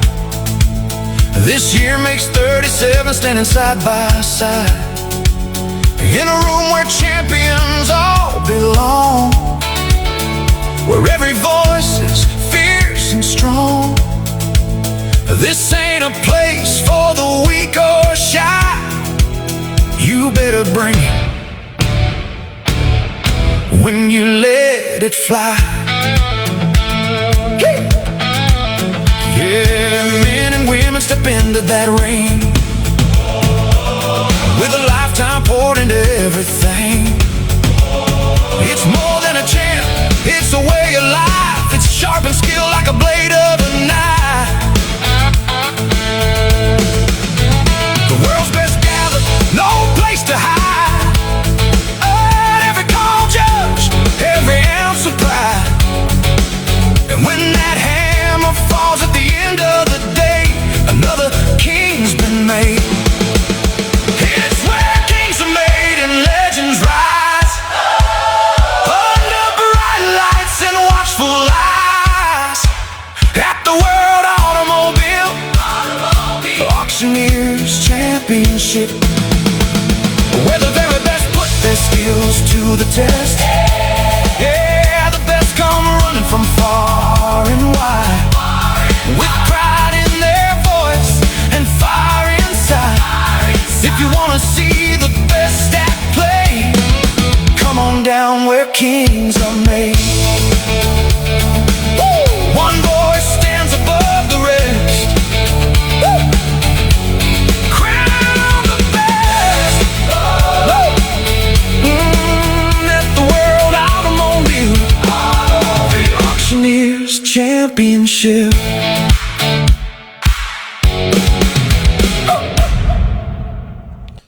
There you go, World Championship Automobiles Auctioneers Contest right here. All right, guys, we're going to listen to a couple more, and then we're going to call it an evening right here. This next song up, Produce Stand Angel right here on Pedal to the Metal, Motors and Music.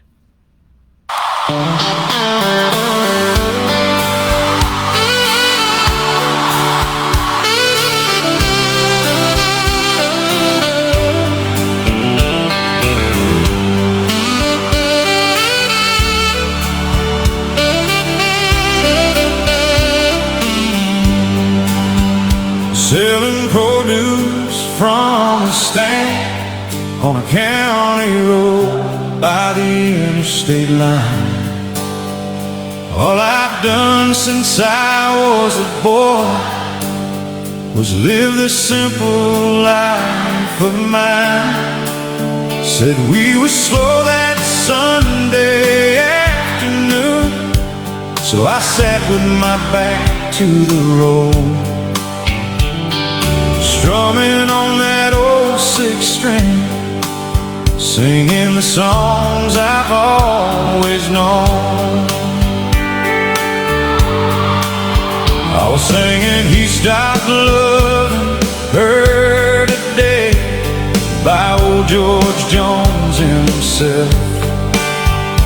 Just a lonely tune for the open air and the tomatoes on the shelf.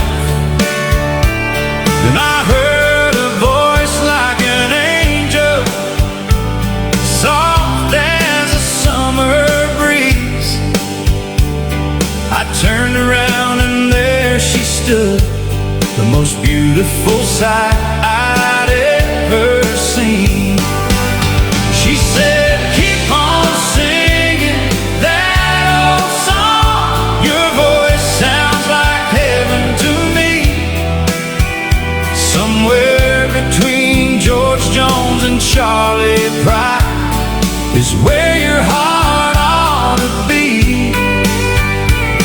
I almost gave up on love till the good Lord sent me your way.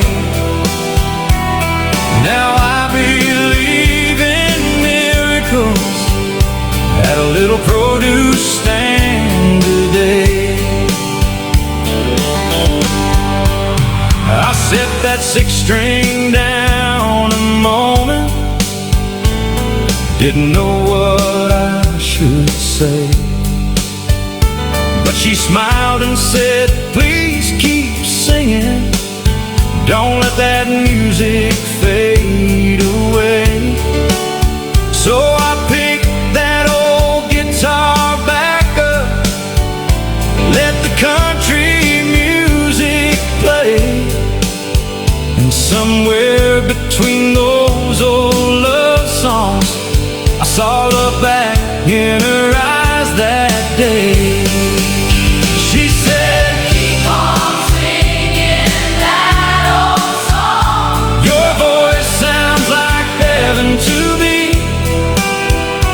Somewhere between George Jones and Charlie Pride is where your heart ought to be. I almost gave up on love till the good Lord sent me your way. Now I believe in miracles, that a little produce stand a day. She stayed around most of that afternoon while the sun moved low in the sky. Listen to every country tune like the words were written for her and I. When it came time for her to leave, she turned and softly said, can I stop by and see you again? 'Cause I think I'm in love instead with a produce stand singer on a quiet country road, where a six-string and a broken heart found a love it didn't know. She said, keep on singing those old songs. Your voice still sounds like heaven to me. Somewhere between George Jones and Charlie Pride is where your heart will always be. Now the Lord writes love stories in ways we never planned. Mine started with a country song at a roadside produce stand.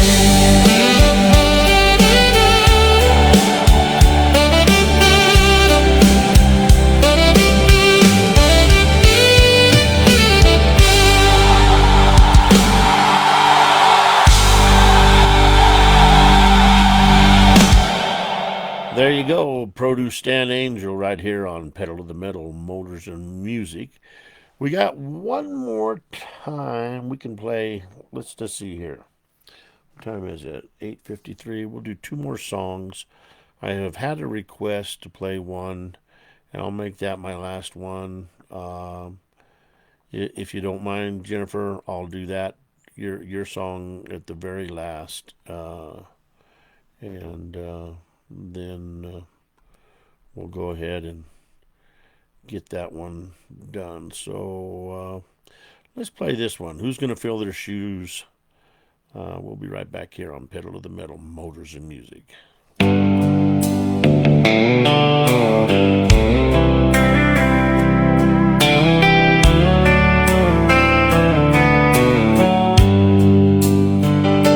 There was an old bar down on the county line, neon glowing through the haze every night. Quarter in the jukebox, somebody chose a song, and old George Jones carried every broken heart along. You could hear the races on through the smoke-filled air, and every lonely soul in there felt understood somewhere. He sang life the way real people lived. Heartbreak, hard times, and the hurt we can't forget. Who's gonna fill their shoes now that voices lie that are gone? Who's gonna stand there in the shadows and sing pain straight to the bone? From the door to just one more, he gave this world the truth. Yeah, country music still ain't been the same since George Jones sang the blues.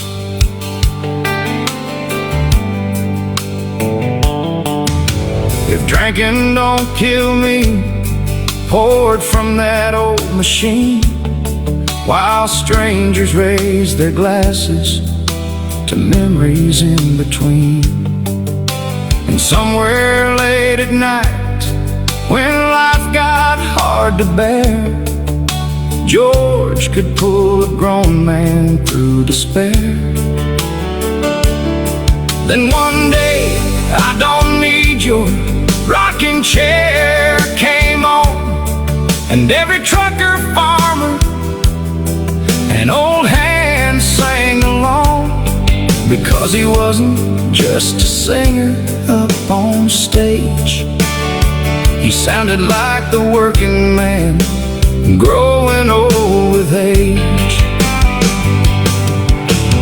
Who's gonna fill their shoes now that voices like that are gone? Who's gonna stand there in the shadows and sing pain straight to the bone?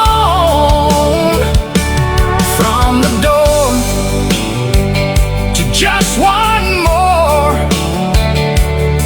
he gave this world the truth. Yeah, country music still ain't been the same since George Jones sang the blues. These days the bars are louder, but the songs don't say as much. Everybody's chasing numbers, but they forgot about the touch. George could sing one line and stop a whole room cold, 'cause every word he ever sang felt honest to the soul. Who's gonna fill their shoes? Lord, we're still asking now. There'll never be another voice that could make heartbreak sound so proud. The race is on, still rolls tonight on jukeboxes old and worn. And somewhere up in heaven now, George is singing one more song. Yeah, country music still bows its head for the man they called George Jones. Quarter drops, jukebox glows, and there's George again, singing us home.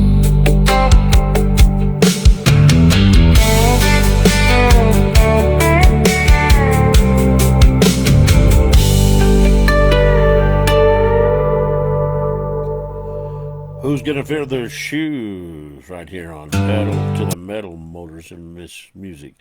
Hey guys, I appreciate you all tuning in tonight. I'd like to thank Amy and James for hanging on tonight and talking with us about their monster truck career. They're just getting started, man. I wish them the best. I really do. They're great people, and I look forward to talking to them again and seeing more on what is happening in their world. So. This last song here goes out to a friend of mine that was at the car show today, and she asked me if I would play it. I was telling her about it, and she wanted me to play the song. So I'm going to go ahead and do that. As always, guys, I love you very much. I appreciate each and every one of you. Your friendship is very special to me, and you each have made an impact on my life, and I thank you very much for doing that. We will see you again on Wednesday, where we talk to Cheech and find out about his monster truck career, and we'll keep continuing to bring you good content, good interviews here on Pedal to the Metal, Motors and Music. And we'll get together soon. I want to see your wife. Krista wants to see you guys. Yeah, I would love to see Krista again and to be able to spend some more time with you too, Kathy. I miss you guys so much. But as always, guys, we're here for you. All you got to do, if you want to be on the show, you got an interesting story, all you got to do is go to the website at www.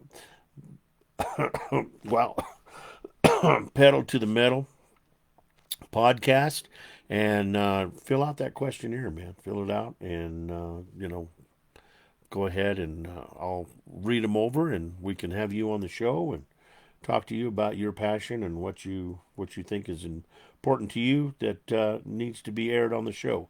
Cousin Debbie, Carter, thank you guys very much for being there. Everybody else, thank you for being on the show. I couldn't do it without you guys. I really couldn't, and it means a lot to have you guys here. So this is the last one of the night, guys, right here, and this is called The Train. Kind of a special song to me because of the fact is I own the train. So here it is right now, and this goes out to Jennifer. Thank you very much for tuning in, and we'll see you again on Wednesday.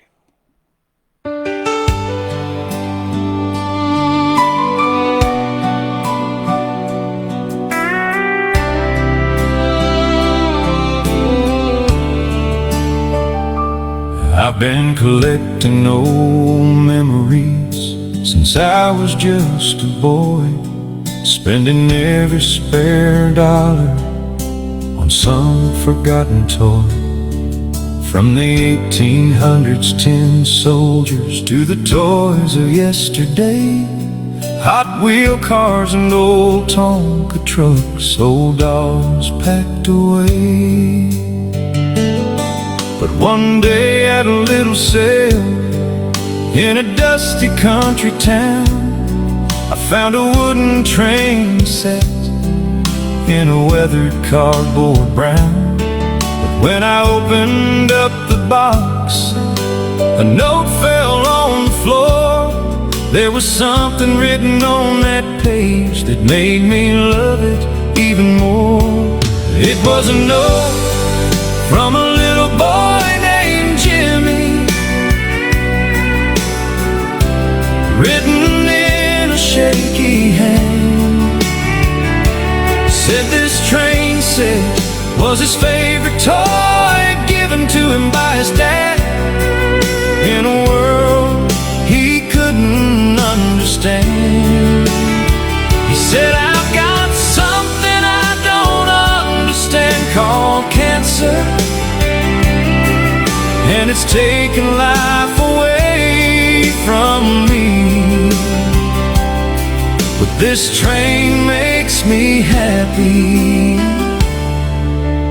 every single day.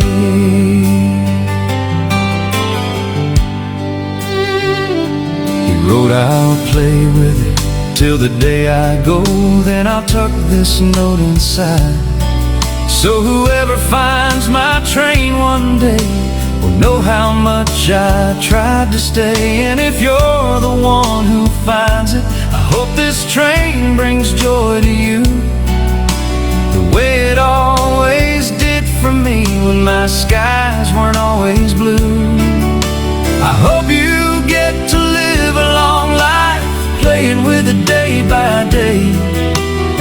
think about a little boy who loved these rails this way.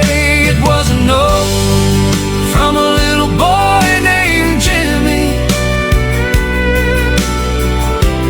written in a trembling hand. Said this train set was his favorite toy, given to him by his dad, in a world he couldn't understand. He said, I've got something I don't understand called cancer, and it's taking life away from me. But this train makes me happy every single day.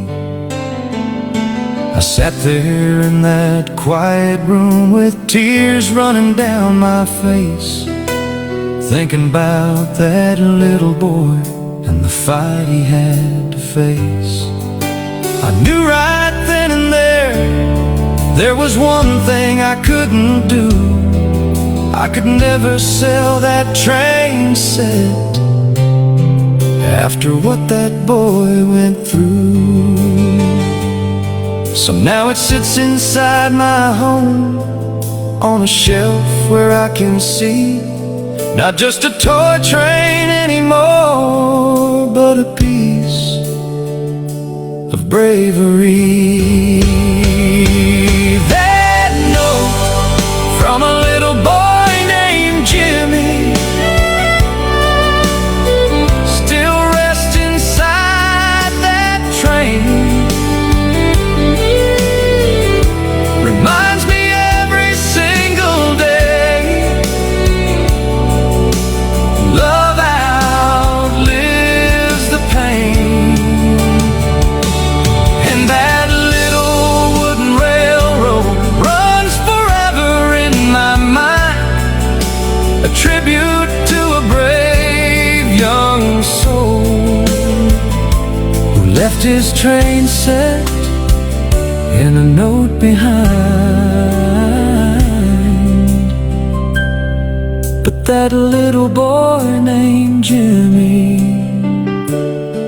still rides those rails today.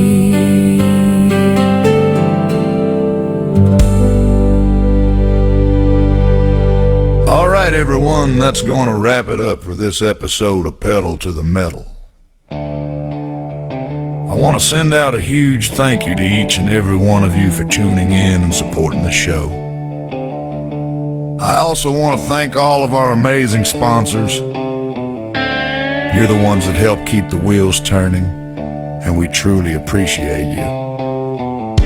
Be sure to join us every Wednesday and Sunday. We kick things off with music at 6 p.m. each night, and the full show starts at 7 p.m. Mountain Standard Time. Until next time, keep the pedal down, heads high, and we'll see you at the next show.